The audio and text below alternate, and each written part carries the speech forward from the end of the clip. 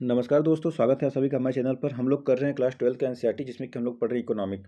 तो इसके पहले हम लोगों ने वीडियो बनाया है, पॉलिटी पर बनाया है, हिस्ट्री पर बनाया है।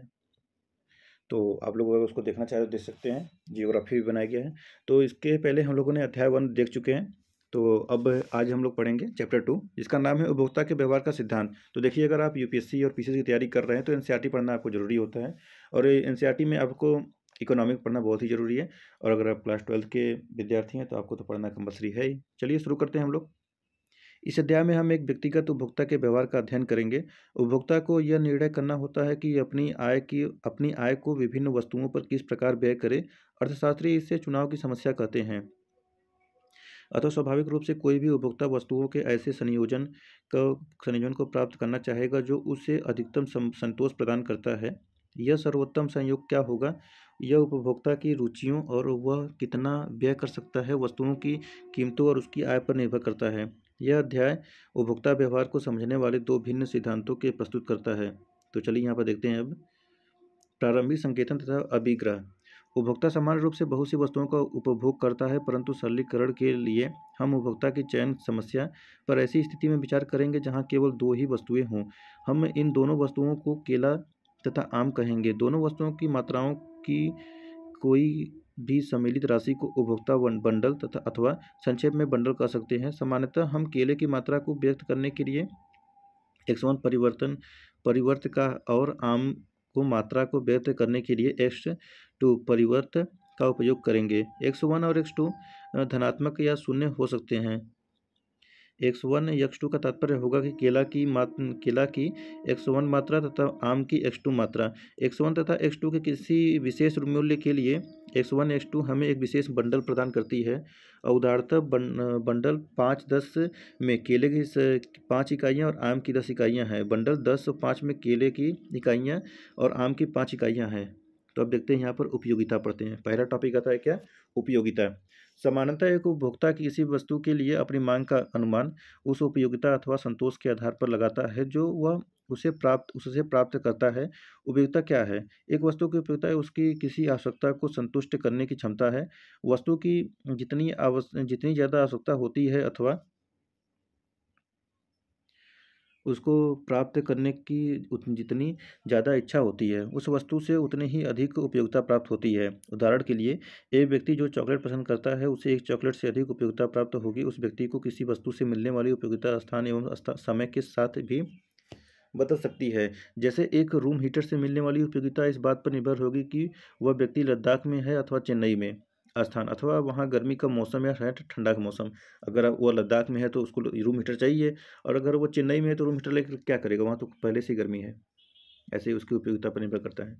अब आता है पहले का पहला ही पॉइंट, गणनावाचक उपयोगिता विश्लेषण। तो गणनावाचक उपयोगिता विश्लेषण की मान्यता है कि उपयोगिता के स्तर को संख्याओं में व्यक्त किया जा सकता है। उदाहरण के लिए, एक कमीज से प्राप्त उपयोगिता को माप सकते हैं और कहें कि यह कमीज मुझे 50 इकाई उपयोगिता प्रदान करती है।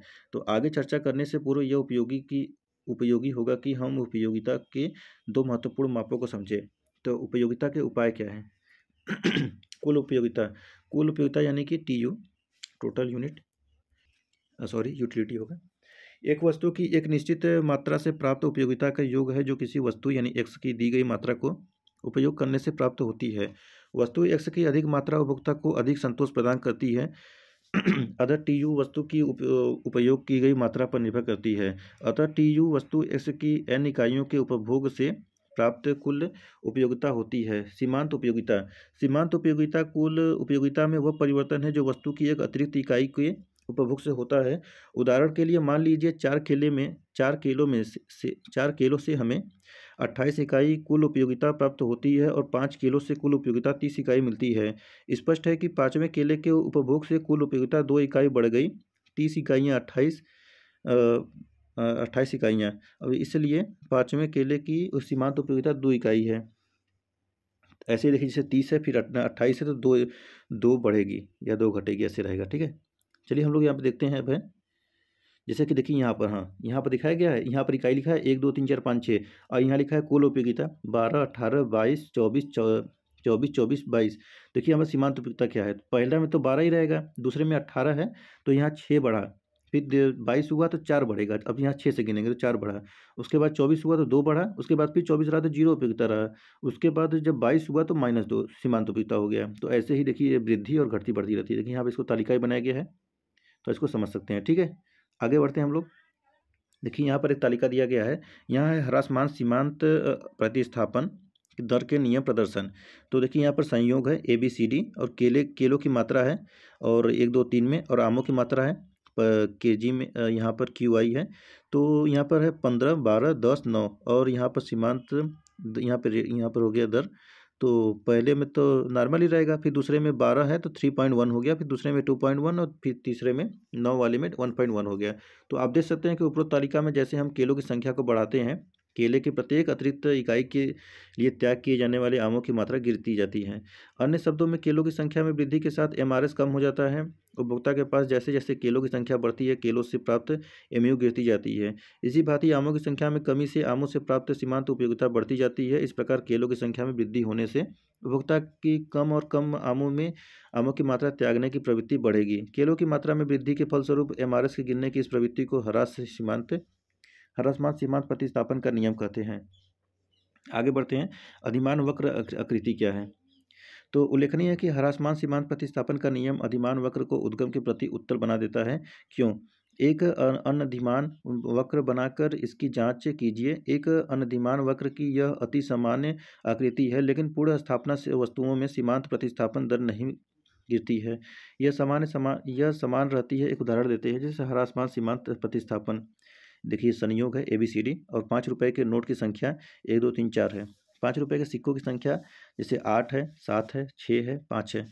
तो यहाँ पर दिया है 1 जब रहा तो 8 रहा, और फिर 2 जब हुआ तो 7, और यहाँ 1.1 1/1 का हो गया। फिर 3 है तो 6 का, फिर 1/1, 4 है तो 1/1। इसका तात्पर्य यह है कि यहाँ इन सभी संयोगों के बीच जब तक कि 5 रुपये के सिक्के तथा 5 रुपये के नोटों का योग वही रहता है, उपभोक्ता तटस्थ है। उपभोक्ता के लिए इससे कोई फर्क नहीं पड़ता है कि उसे 5 रुपये का सिक्का मिला या 5 रुपये का नोट मिला है। इसलिए इस बात पर विचार किए बिना कि उसके पास 5 रुपये कितने नोट, उपभोक्ता 5 रुपये के नोट से मतलब यहाँ कहने मतलब है कि यहाँ तो सिक्का रहे अच्छा नोट रहे, वैल्यू तो उतनी ही रहेगी। इसलिए 1/1 का यहाँ पे गणना किया गया है। देखिए यहाँ पर केवल एक 5 रुपये का सिक्का त्याग करेगा, इसलिए उपभोक्ता के लिए यह दोनों वस्तुएं प्रतिस्थापन है। देखिए यहाँ पर ऐसे बनाया भी गया है। आगे देखते हैं। अभी यहाँ पर देखिए दिया गया है एक दिष्ट अधिमान। उपभोक्ता अधिमानों के विषय में यह मान लिया जाता है कि अगर किन्हीं दो बंडलों X1 और X2 और या Y1 और Y2 में X1 या X2 बंडल में कम से कम एक वस्तु हो और Y1 या Y2 की तुलना में अन्य वस्तु की कम मात्रा न हो, तो उपभोक्ता Y1 Y2 के बजाय X1 X2 को अधिमान देता है। अधिमानों के इस प्रकार को एक निर्दिष्ट अधिमान कहा जाता है यदि उपभोक्ता किन्हीं दो बंडलों में से उस बंडल को अधिमान देता है जिसे इन वस्तुओं में से कम एक वस्तु की अधिक मात्रा हो और दूसरे बंडल की तुलना में दूसरी वस्तु की भी मात्रा कम न हो। आगे देखते हैं अधिमान मानचित्र क्या है। सभी बंडलों पर उपभोक्ता के अधिमानों को अधिमान वक्र समूहों द्वारा दर्शाया जा सकता है, जैसा कि रेखा चित्र 2.5 में देख सकते हैं। तो देखिए 2.5 ये रेखा चित्र है। यहाँ पर ऐसे बनाया गया, यहाँ पर O और यहाँ पर केला, और फिर IC1 IC2 और IC3। तो देखिए इसका इसी का वर्णन यहाँ पे किया गया है कि इसे उपभोक्ता का अधिमान मानचित्र कहते हैं। अनधिमान वक्र पर स्थित सभी बिंदु उन बंडलों का प्रतिनिधित्व करते हैं जिन्हें उपभोक्ता तटस्थ मानता है। अधिमानों की एक दृष्टता का यह अभिप्राय है कि किन्हीं दो अनधिमान वक्रों के बीच ऊपर वाले बंडलों पर स्थित बंडलों को नीचे वाले वक्र पर स्थित बंडलों की अपेक्षा अधिमानता दी जाती है। अब देखिए यहाँ पर है पहला, अनधिमान वक्र दाएं से बाएं नीचे की ओर ढलवा होते हैं। तो एक अनधिमान वक्र दाएं से बाएं नीचे की ओर ढलवा होते हैं, जिसका अर्थ है कि अधिक X वस्तु प्राप्त करने के लिए उपभोक्ता को Y वस्तु की कुछ मात्रा का त्याग करना पड़ता है। यदि उपभोक्ता Y वस्तु की कुछ मात्रा का X वस्तु की मात्रा में वृद्धि होने पर त्याग नहीं करता है, तो इसका यह अर्थ होगा कि उपभोक्ता Y की वस्तु वही अथवा अधिक मात्रा X वस्तु के बदले प्राप्त करना चाहता है और वह एक उच्च अधिमान वक्र पर चला जाता है। अतः जब तक उपभोक्ता उसी अनधिमान वक्र पर स्थित है, केलों में वृद्धि को आयों की मात्रा कम करके क्षतिपूर्ति की जानी चाहिए। जैसे कि यहाँ पर है 2.6 का देख सकते हैं। अब देखते हैं उच्च अनधिमान वक्र उपयोगिता के उच्च स्तर को प्रदान करना। तो जब तक एक वस्तु की सीमांत उपयोगिता धनात्मक होती है तब तक एक व्यक्ति सदैव ही उस वस्तु की अधिक मात्रा प्राप्त करना चाहेगा, क्योंकि वस्तु की अधिक मात्रा संतोष के स्तर को बढ़ाएगी। केले केले और आम के 3 विभिन्न संयोगों ए, बी तथा सी को देखिए, जिन्हें तालिका 2.4 और रेखाचित्र 2.7 में दिखाया गया है। अभी 2.7 हम लोग देखते हैं। 2.4 देखिए, यहाँ पर उपयोगिता स्तरों पर प्रतिनिधित्व वस्तुओं के संयोजन, जैसे संयोग ABC हो गया, केलों की मात्रा 1, 2, 3 हो गया और आमों की मात्रा 10, 10, 10 हो गया। वैसे देखिए यहाँ पर वक्र चिन्ह दिखाया गया है। तो यहाँ पर आम है जो कि 10 उपयोगिता दिखाया गया है और 1, 2, 3 में इसको दर्शाया गया है केले को, और इसका जो है ABC में दर्शाया गया है, तो यहाँ पे इसको ढलान पे लाया गया है। तीसरा आता है, 2 अनधिमान वक्र कभी एक दूसरे को नहीं काटते हैं। तो एक दूसरे को काटते हुए 2 अनधिमान वक्र परस्पर विरोधी परिणामों को दिखाएंगे। इसे समझने के लिए हम चित्र 2.8 में देखेंगे अनधिकान को। तो देखिए वहाँ क्या है, बिंदु ए तथा बी एक ही अधिमान वक्र IC पर स्थित है। संयोग ए तथा बी को समान संतोष स्तर प्राप्त होगा। इसी प्रकार बिंदु बी तथा सी एक ही अधिमान वक्र IC पर स्थित है। संयोग बी तथा सी समान संतोष का स्तर प्रदान करता है। 2.8 का कहाँ पे है, तो यहाँ पर है। देखिए आम यहाँ पर है और केला यहाँ पर लगाया गया है, और फिर 9 पॉइंट जो है ए है तो आपका 7 और 10 का, बी है 9, 7 का और सी है 9, 5 का। तो IC1 IC2 देखा। तो इसका निष्कर्ष यह है कि इससे यह निष्कर्ष निकलता है कि बिंदु सी से भी प्राप्त उपयोगिता समान है, लेकिन यह स्पष्ट है कि विसंगत निष्कर्ष है, क्योंकि केलों की उसी मात्रा से जैसा बिंदु बी उपभोक्ता आमों की अधिक मात्रा प्रदान करता है। इस प्रकार बिंदु बी पर उपभोक्ता बिंदु सी की अपेक्षा अधिक अच्छी स्थिति होती है। अब आगे आता है दूसरा पॉइंट, उपभोक्ता का बजट। तो मान लीजिए कि किसी उपभोक्ता के पास केवल एक निश्चित मात्रा में पैसे ऐसी 2 वस्तुओं पर व्यय करने के लिए है जिनकी लागत बाजार में दी गई है। उपभोक्ता दोनों वस्तुओं की अलग अलग या मिली जुली ऐसी मात्रा को नहीं खरीद सकता जिनका वह उपभोग करना चाहता है। उपभोक्ता के लिए उपलब्ध उपभोग बंडल दोनों वस्तुओं की कीमत तथा उपभोक्ता की आय पर निर्भर करता है। निश्चित आय तथा दोनों वस्तुओं की कीमतों को देखते हुए उपभोक्ता केवल उन्हीं बंडलों को खरीद सकता है जिनका मूल्य उसकी आय से कम हो या बराबर हो। तो अब आगे आता है बजट। पहला पॉइंट इसमें बजट सेट एवं बजट रेखा क्या है। मान लीजिए उपभोक्ता की आय M है तथा दोनों वस्तुओं की कीमतें क्रमशः P1 और PQ है। यदि उपभोक्ता केले की X1 इकाइयाँ खरीदना चाहता है तो उसे कुल मिलाकर P1 X1 धन व्यय करना पड़ेगा। तो इसी प्रकार से अगर उपभोक्ता आम की X2 इकाइयाँ खरीदना चाहता है तो उसे P2 अब X2 धन व्यय करना होगा। इसलिए यदि उपभोक्ता केले की X1 इकाइयाँ और आम की X2 इकाइयों का बंडल खरीदना चाहता है तो उसे P1 X1 plus P2 X2 धन राशि व्यय करनी होगी। वह बंडल तभी खरीद पाएगी जब उसके पास कम से कम P1 X1 plus P2 X2 धन राशि हो। वस्तुओं के विद्यमान कीमतों तथा अपनी आय के अनुसार उपभोक्ता ऐसा कोई भी बंडल सीमा उसी तक खरीद सकता है जब तक उसकी कीमत उसकी आय के बराबर या उससे कम रहे। दूसरे शब्दों में उपभोक्ता कोई X1 X2 बंडल निम्न स्थिति में खरीद सकता है, जैसे कि P1 X1 plus P2 X2 यह बराबर हो या उससे बड़ा हो M। यह असमानता 2.1 में देख सकते हैं, जिसे उपभोक्ता बजट प्रतिबंध कहलाती है 2.1 में। ठीक है, जैसे कि यहाँ पर उदाहरण दिया गया है। तो आप लोग इसको पढ़िएगा, हम लोग इसको आगे बढ़ेंगे। तो हम लोग अब तीसरा देखेंगे, उपभोक्ता का इष्टतम चयन क्या है। बजट सेट में वे सभी बंडल शामिल हैं जो कि उपभोक्ता के लिए उपलब्ध होते हैं। उपभोक्ता अपने बजट सेट में से अपने उपभोग बंडल का चयन कर सकता है, परंतु वह उपलब्ध बंडलों में से अपने लिए उपभोग बंडल का चयन किस आधार पर करता है। अर्थशास्त्र में यह मान लिया जाता है कि उपभोक्ता उपलब्ध सभी बंडलों में से अपने उपभोग बंडल का चयन अपनी रुचि तथा अधिमान के अनुसार बजट सेट के बंडलों के आधार पर करता है।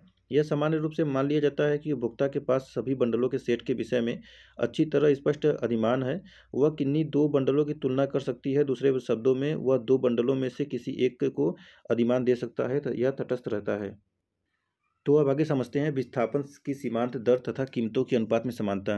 उपभोक्ता एक इष्टतम बंडल ऐसे बिंदु पर स्थित होता है जहां बजट रेखा किसी एक अनधिमान वक्र को स्पर्श करती है। यदि बजट रेखा अनधिमान वक्र के किसी बिंदु को स्पर्श करती है तो अनधिमान वक्र की प्रवणता का निरपेक्ष कीमत और बजट रेखा कीमत अनुपात का निरपेक्ष कीमत उस बिंदु पर एक समान होंगे। हम पहले यह विचार कर चुके हैं कि अनधिमान वक्र की प्रवणता उस दर को व्यक्त करती है जिस पर उपभोक्ता एक वस्तु के स्थान पर दूसरी वस्तु को लेने के लिए तैयार है। बजट रेखा की प्रवणता वह दर है जिस पर उपभोक्ता बाजार में एक वस्तु के स्थान पर दूसरी वस्तु को लेने में सक्षम होता है। इष्टतम बिंदु पर दोनों एक जैसी होनी चाहिए। इसका कारण जानने के लिए एक ऐसे बिंदु को ले जहां ऐसा नहीं है। मान लीजिए ऐसे बिंदु पर प्रतिस्थापन की सीमांत दर है और यह भी मानते हैं कि दोनों वस्तुओं की कीमत एक जैसी हैं। इस बिंदु पर यह यदि उपभोक्ता को केले की एक अतिरिक्त इकाई दे दी जाए तो वह उसके बदले आम की 2 इकाइयाँ छोड़ देने के लिए तैयार है, लेकिन वह बाजार में आम की केवल 1 इकाई लेकर ही केले की एक अतिरिक्त इकाई खरीद सकती है। इसलिए अगर वह केले की एक अतिरिक्त इकाई खरीद लेती है तो वह इस बिंदु द्वारा प्रदर्शित बंडल की तुलना में दोनों वस्तुओं की अधिक मात्रा प्राप्त कर सकती है और इस प्रकार अपने अधिमानित बंडल को प्राप्त करने की ओर प्रवृत्त हो सकती है।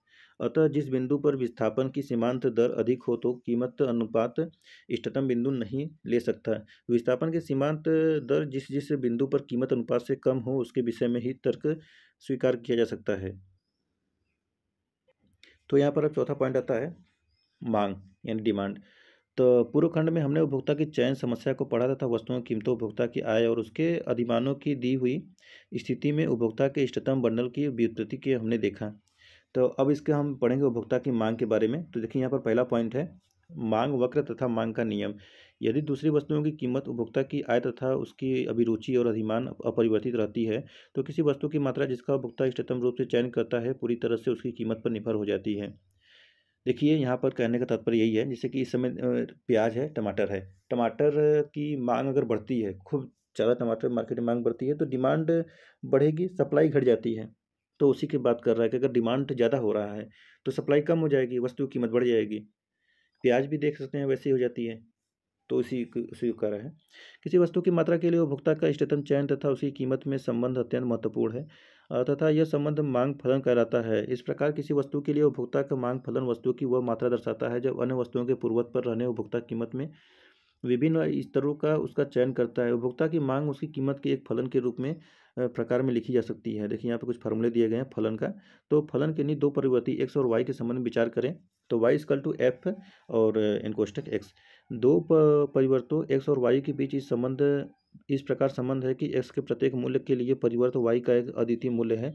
दूसरे शब्दों में एफ एक्स का नियम है जो एक्स के प्रत्येक मूल्य के लिए वाई एक अद्वितीय मूल्य निर्धारित करता है। क्योंकि y का मूल्य x के मूल्य पर निर्भर करता है अतः y को परतंत्र परिवर्त तथा x को स्वतंत्र परिवर्तन कहा जाता है। तो देखिए यहाँ पर उसके कुछ उदाहरण भी दिए गए हैं, जैसे कि देखिए यहाँ पर है a और यहाँ पर b है। आप लोग देख लीजिए, इसको समझिए। जैसे कि मान लीजिए यहाँ पर y है और यहाँ पर x है, तो यहाँ पर बिंदु लगा दिया गया है 0 से 10, 1 से 15, 2 से 18 और 3 से 20। ठीक है, वैसे ही यहाँ पर सेम है b है। जैसे कि मान लीजिए यहाँ पर 20 से 40 दिया है, 10 70 है और 5 से 90 और 100। तो जैसे जैसे देखिए 40 हुआ, 70 हुआ, 90 हुआ, 100 हुआ, वैसे वैसे स्थिति बढ़ती गई। तो देखिए वैसे सी वाले में भी है और डी वाले में भी है। तो आप इसको देख सकते हैं। हम लोग आगे बढ़ते हैं इसको। तो आता है चौथा पॉइंट स्थानापन्न तथा पूरक। इसके बारे में जानते हैं। हम उपभोक्ता द्वारा चुनी जाने वाली वस्तु की मात्रा तथा किसी संबंध वस्तु की कीमत के बीच संबंध का भी अध्ययन कर सकते हैं। एक वस्तु की मात्रा जिसका चयन उपभोक्ता करता है किसी संबंध वस्तु के मूल्य में वृद्धि के साथ बढ़ सकती है अथवा घट सकती है। ऐसा होना इस पर निर्भर करता है कि दोनों वस्तुएं स्थानापन्न है अथवा एक दूसरे के पूरक है। जिन वस्तुओं का साथ साथ उपयोग किया जाता है उन्हें पूरक वस्तुएं कहा जाता है। इनके उदाहरण हैं चाय तथा चीनी, जूते तथा जुराब, कलम तथा स्याही आदि। क्योंकि चाय तथा चीनी के साथ उपयोग में लाए जाते हैं, चाय मतलब चाय और चीनी साथ में आते हैं। संभव है कि चीनी की कीमत में वृद्धि चाय के लिए मांग घटाएगी, चीनी की कीमत में गिरावट संभवतः चाय की मांग को बढ़ाएगी। अन्य पूरकों के साथ भी ऐसा ही होता है। सामान्यतः किसी वस्तु के लिए मांग की गति उसकी पूरक वस्तुओं की कीमत के विपरीत दिशा में होती है। पांचवा पॉइंट आता है मांग वक्र में शिफ्ट। तो इसको समझिए। मांग वक्र यह बनाया गया था कि उपभोक्ता की आय, अन्य वस्तुओं की कीमतें तथा उपभोक्ता का अधिमान दिया गया है। यदि इनमें से कोई वस्तु बदलती है तो मांग वक्र में किस प्रकार परिवर्तन होता है। तो यहाँ पर देखिए, अन्य वस्तुओं की कीमतों और किसी उपभोक्ता के अधिमान दिए हुए होने पर यदि उसकी आय में वृद्धि होती है तो प्रत्येक कीमत पर वस्तु के लिए मांग में परिवर्तन होता है और इस प्रकार मांग वक्र शिफ्ट हो जाता है। सामान्य सामान्य वस्तुओं के लिए मांग वक्र का शिफ्ट दाईं ओर तथा निम्न स्तरीय वस्तुओं के लिए मांग वक्र का शिफ्ट बाईं ओर होता है। उपभोक्ता की आय और उसके अभियान के अधिमान के दिए होने की स्थिति में यदि संबंधित वस्तु की कीमत में परिवर्तन होता है तब किसी वस्तु की कीमत के प्रत्येक स्तर पर उस वस्तु के लिए मांग में परिवर्तन हो जाता है और इस प्रकार मांग वक्र शिफ्ट हो जाता है। यदि स्थानापन्न वस्तु की कीमत बढ़ती है तब मांग वक्र दाईं ओर शिफ्ट होता है। इसके विपरीत यदि पूरक वस्तु की कीमत बढ़ती है तो मांग वक्र शिफ्ट बाईं ओर हो जाता है। अब यहाँ पे है कि उपभोक्ता की रुचियों और अधिमानों में परिवर्तन के कारण भी मांग वक्र का शिफ्ट हो सकता है। उपभोक्ता का अधिमान परिवर्तन यदि किसी वस्तु के पक्ष में होता है तब ऐसी वस्तु के लिए मांग वक्र का शिफ्ट दाईं ओर होता है और उसके विपरीत बाईं हो जाता है। जैसे कि उदाहरण यहाँ पे दिया है, गर्मी के मौसम में आइसक्रीम के मांग वक्र का दाईं ओर शिफ्ट होगा क्योंकि इस मौसम में आइसक्रीम लोग अधिक पसंद करते हैं। इस तथ्य का लोगों के सामने आना कि शीतल पेय स्वास्थ्य के लिए हानिकारक हो सकते हैं शीत पेयों के प्रति अधिमानों को बुरे तरीके से प्रभावित करेगा। इसके फलस्वरूप शीतल पेय के लिए मांग वक्र का बाईं ओर शिफ्ट होने की संभावना होती है। तो हम लोग आगे देखते हैं। अब आता है छठा पॉइंट, मांग वक्र की दिशा में गति और मांग वक्र में शिफ्ट कैसे होता है। तो जैसा कि हमने पहले देखा कि कोई उपभोक्ता किसी वस्तु की कितनी की मात्रा का चयन करता है, यह वस्तु की कीमत अन्य वस्तुओं की कीमतें, उपभोक्ता की आय तथा उसकी रुचियों और अधिमानों पर निर्भर करता है। मांग फलन वस्तु की कीमत और उसकी कीमत के बीच का उस समय का संबंध होता है जब अन्य वस्तुएं अपरिवर्तित रहती हैं। मांग वक्र फलन का ग्राफीय चित्रण होता है। ऊंची कीमतों पर मांग कम होती है और कम कीमतों पर मांग अधिक होती है। अतः कीमत में कोई भी परिवर्तन होने के फलस्वरूप मांग वक्र की दिशा में गति होती है। इसके अतिरिक्त इसके विपरीत किन्हीं अन्य वस्तुओं में परिवर्तन के फलस्वरूप मांग वक्र शिफ्ट हो जाता है। रेखाचित्र 2.7 में देख सकते हैं इसको। 2.17 है, सॉरी 2.17 देखिए यहाँ पर है, जैसे कि कीमत है और मात्रा है, यहाँ पे भी कीमत है मात्रा में है। तो पहला है कि मांग वक्र की दिशा में गति और मांग वक्र में से है। तो पैनल ए में आप लोग देखिए कि मांग वक्र की दिशा में गति को चित्रित करता हुआ है और जो कि पैनल बी का मांग वक्र में शिफ्ट चित्रित कर रहा है, इधर से उधर कर रहा है दूसरी तरफ। अब हम लोग पांचवा पॉइंट देखते हैं, बाजार मांग क्या है। इसको बोलते हैं इंग्लिश में मार्केट डिमांड। पूर्व खंड में हमने किसी उपभोक्ता के चयन की समस्या अध्ययन किया है और उपभोक्ता का मांग वक्र प्राप्त किया, परंतु बाजार में एक ही वस्तु के लिए अनेक उपभोक्ता होते हैं। किसी वस्तु के लिए बाजार मांग को जानना महत्वपूर्ण होता है। किसी वस्तु के लिए एक विशेष कीमत पर बाजार मांग सभी उपभोक्ता की सम्मिलित मांग को जोड़ देती है। जैसे कि मान लीजिए उदाहरण के तौर पे हम लोग फ्रिज कहाँ बेच रहे हैं, एसी कहाँ बेच रहे हैं। तो जहाँ पर ठंडे का मौसम है वहाँ पर फ्रिज एसी बेचने का क्या मतलब है, बिकेगा, ज़्यादा बिक्री नहीं होगी वहाँ पर, ज़्यादा बिक्री का बिकेगी ही नहीं। लद्दाख और हिमाचल प्रदेश में लोग फ्रिज लेकर क्या करेंगे, वहाँ तो पहले ही ठंडा है, एसी लगा क्या करेंगे, वहाँ पर हीटर की ज़रूरत है। वैसे ही चेन्नई में हीटर नहीं बल्कि एसी चाहिए। तो वैसे ही समझना पड़ता है। तो इसको समझ लिया तो हम लोग चलते हैं मांग की लोच की तरफ। मांग की लोच क्या होती है, देखिए जो जो हम लोग ज़रूरत है, जो इंपॉर्टेंट है सिर्फ उसी को पढ़ रहे हैं, बाकी को सिर्फ करते हुए चल रहे हैं। तो मांग की लोच क्या है, किसी भी वस्तु के लिए मांग उसकी कीमत के विपरीत दिशा में जाती है, परंतु कीमत में परिवर्तन का प्रभाव सदैव समान नहीं रहता। कभी कभी छोटे से कीमत परिवर्तनों के कारण भी मांग में अत्यधिक परिवर्तन हो जाती है। इसके विपरीत कुछ वस्तुएं ऐसी भी हैं जिनके लिए मांग कीमत परिवर्तनों के कारण अधिक प्रभावित नहीं होती। कुछ वस्तुओं के लिए मांग कीमत परिवर्तनों के प्रति अत्यधिक अनुक्रियात्मक होती है, जबकि अन्य वस्तुओं के लिए कीमत परिवर्तनों के कारण मांग इतनी अधिक अनुक्रियात्मक नहीं होती। मांग की कीमत लोच वस्तु की कीमत परिवर्तन के कारण इसकी मांग की अनुक्रियात्मक की मांग है।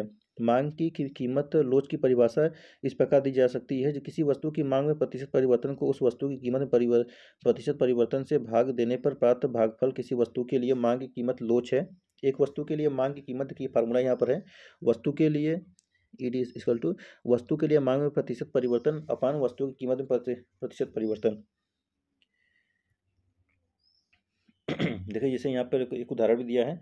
मान लीजिए 5 रुपये प्रति केले के भाव पर एक उपभोक्ता 15 केले खरीदता है। जब कीमत 7 रुपये प्रति केले हो जाती है तो उसकी मांग घटकर 12 केले रह जाती है। और उसकी केले की मांग लोच ज्ञात करने के लिए यहाँ पर दे सकते हैं, जैसे कि पुरानी कीमत 5 रुपये और पुरानी मात्रा 15, फिर नई कीमत 7 रुपये, तो नई मात्रा 12 हो गया। तो जैसे कि पुरानी कीमत 5 रुपये का था, 15 खरीदा था, 15 बचे, 15 15 15 30 15 45 15 कुछ, ठीक है। और फिर यहाँ पर कितना हो गया, तो यहाँ पर नया कीमत उसका क्या था, तो नया कीमत उसका था 7 रुपये का और ख़रीदता था 12, तो यहाँ पर ये 84 रुपये का इसको खर्च करना पड़ा। और जो कि पहले कितना खर्च करता था, तो पहले 75 रुपये खर्च करता था, 15 केले मिल जाते थे, और अब 84 रुपये खर्च करके 12 केले मिलते हैं। तो वैसे ही उसकी कीमत पर और उसके आय पर निर्भर करता है कि उसकी मांग कितनी हो रही है, ठीक है। तो यहाँ पर हम लोग पढ़ते हैं लोच तथा व्यय क्या है। किसी वस्तु पर व्यय उस वस्तु की मांग के बराबर होता है जो वस्तु जब जो उस वस्तु की कीमत का गुणक है। प्रायः यह जानना महत्वपूर्ण होता है कि किसी वस्तु की कीमत में बदलाव से उस पर होने वाले खर्च में कैसे परिवर्तन आता है। वस्तु की कीमत तथा उस वस्तु के लिए मांग एक दूसरे से प्रतिलोमता संबंध है। कीमतों में परिवर्तन के फलस्वरूप उस वस्तु पर किए जाने वाले व्यय में वृद्धि होती है अथवा कमी। यह इस बात पर निर्भर करता है कि कीमत में परिवर्तन के प्रति उस वस्तु की मांग कितनी अनुक्रियात्मक है। किसी एक वस्तु की कीमत में वृद्धि को लीजिए। यदि मात्रा में प्रतिशत गिरावट कीमत में प्रतिशत वृद्धि की तुलना में अधिक है तो वस्तु पर होने वाला व्यय कम हो जाएगा। उदाहरण के लिए तालिका 2.5 में भी दे सकते हैं। और इसकी मांग 12% गिर जाती है, जिसके फलस्वरूप वस्तु पर होने वाला कुल व्यय गिर जाता है। देखिए यहाँ पर एक तालिका है जो दिया गया है, ये क्रम संख्या है 2 3 4 5 6 है, और कीमत में परिवर्तन पी 3 जगह बढ़ा है, 3 जगह घटा हुआ है, और मांगी जाने वाली मात्रा का कितना है, तो 3 जगह घटा है और 3 जगह बढ़ा हुआ है। तो मांग जाने वाली प्रतिशत परिवर्तन 10 प्लस 10 प्लस 10 प्लस है, फिर -10 -10 -10 है, फिर मात्रा यहाँ पे 08, फिर 0 मतलब -8 -12 -10 और फिर +15 +7 +10। कीमत बेलोचदार, इकाई लोचदार वाली, कीमत बेलोचदार वाली, देखिए यहाँ पर है। आगे बढ़ते हैं। तो चलिए इस चैप्टर के कुछ सारांश के बारे में जानते हैं। तो बजट सेट उन वस्तुओं के सभी बंडलों का संग्रह है जिन्हें उपभोक्ता प्रचलित बाजार कीमत पर अपनी व्यय से खरीद सकता है। फिर अगला आता है, बजट रेखा उन सभी बंडलों का प्रतिनिधित्व करती है जिन पर उपभोक्ता की संपूर्ण आय व्यय हो जाती है। बजट रेखा की प्रवणता ऋणात्मक होती है। यदि कीमतों या आय दोनों में से किसी एक में परिवर्तन आता है तो बजट सेट में परिवर्तन आ जाता है। सभी संभावित बंडलों के संग्रह के विषय में उपभोक्ता के सुस्पष्ट अधिमान है। वह उन पर अपनी अधिमानता के अनुसार उनका श्रेणी कर सकता है। फिर आता है उपभोक्ता के अधिमान एक दिष्ट मानी जाती है। अगला आता है, अनधिमान वक्र सभी बिंदुओं का बिंदु पथ है जो उन बंडलों को प्रदर्शित करते हैं जिनके बीच उपभोक्ता तटस्थ है। अधिमान की एक दिष्टता से अभिप्राय है कि अनधिमान वक्र की प्रवणता नीचे की ओर है। उपभोक्ता का अधिमान सामान्यतः अनधिमान मानचित्र द्वारा दर्शाया जा सकता है। फिर उपभोक्ता का अधिमान सामान्यतः उपयोगिता फलन द्वारा भी दर्शाया जा सकता है। यहाँ पर है, एक युक्तिशील उपभोक्ता सदा बजट सेट में से अपने सर्वाधिक अधिमानता बंडल का चयन करता है। उपभोक्ता का इष्टतम बंडल बजट सेट बजट रेखा तथा अनधिमान वक्र के बीच स्पर्शता बिंदु पर स्थित होता है। फिर है, उपभोक्ता का मांग वक्र वस्तु की उस मात्रा को प्रदर्शित करता है जिसका चयन उपभोक्ता कीमत के विभिन्न स्तरों पर ऐसी स्थिति में करता है जब अन्य वस्तुओं की कीमत उपभोक्ता की आय तथा उसकी रुचियां और अधिमान अपरिवर्तित रहते हैं। मांग वक्र की प्रवणता साधारणतः नीचे की ओर रहती है। किसी सामान्य वस्तु की मांग में वृद्धि गिरावट उपभोक्ता की आय में वृद्धि गिरावट के साथ होती है।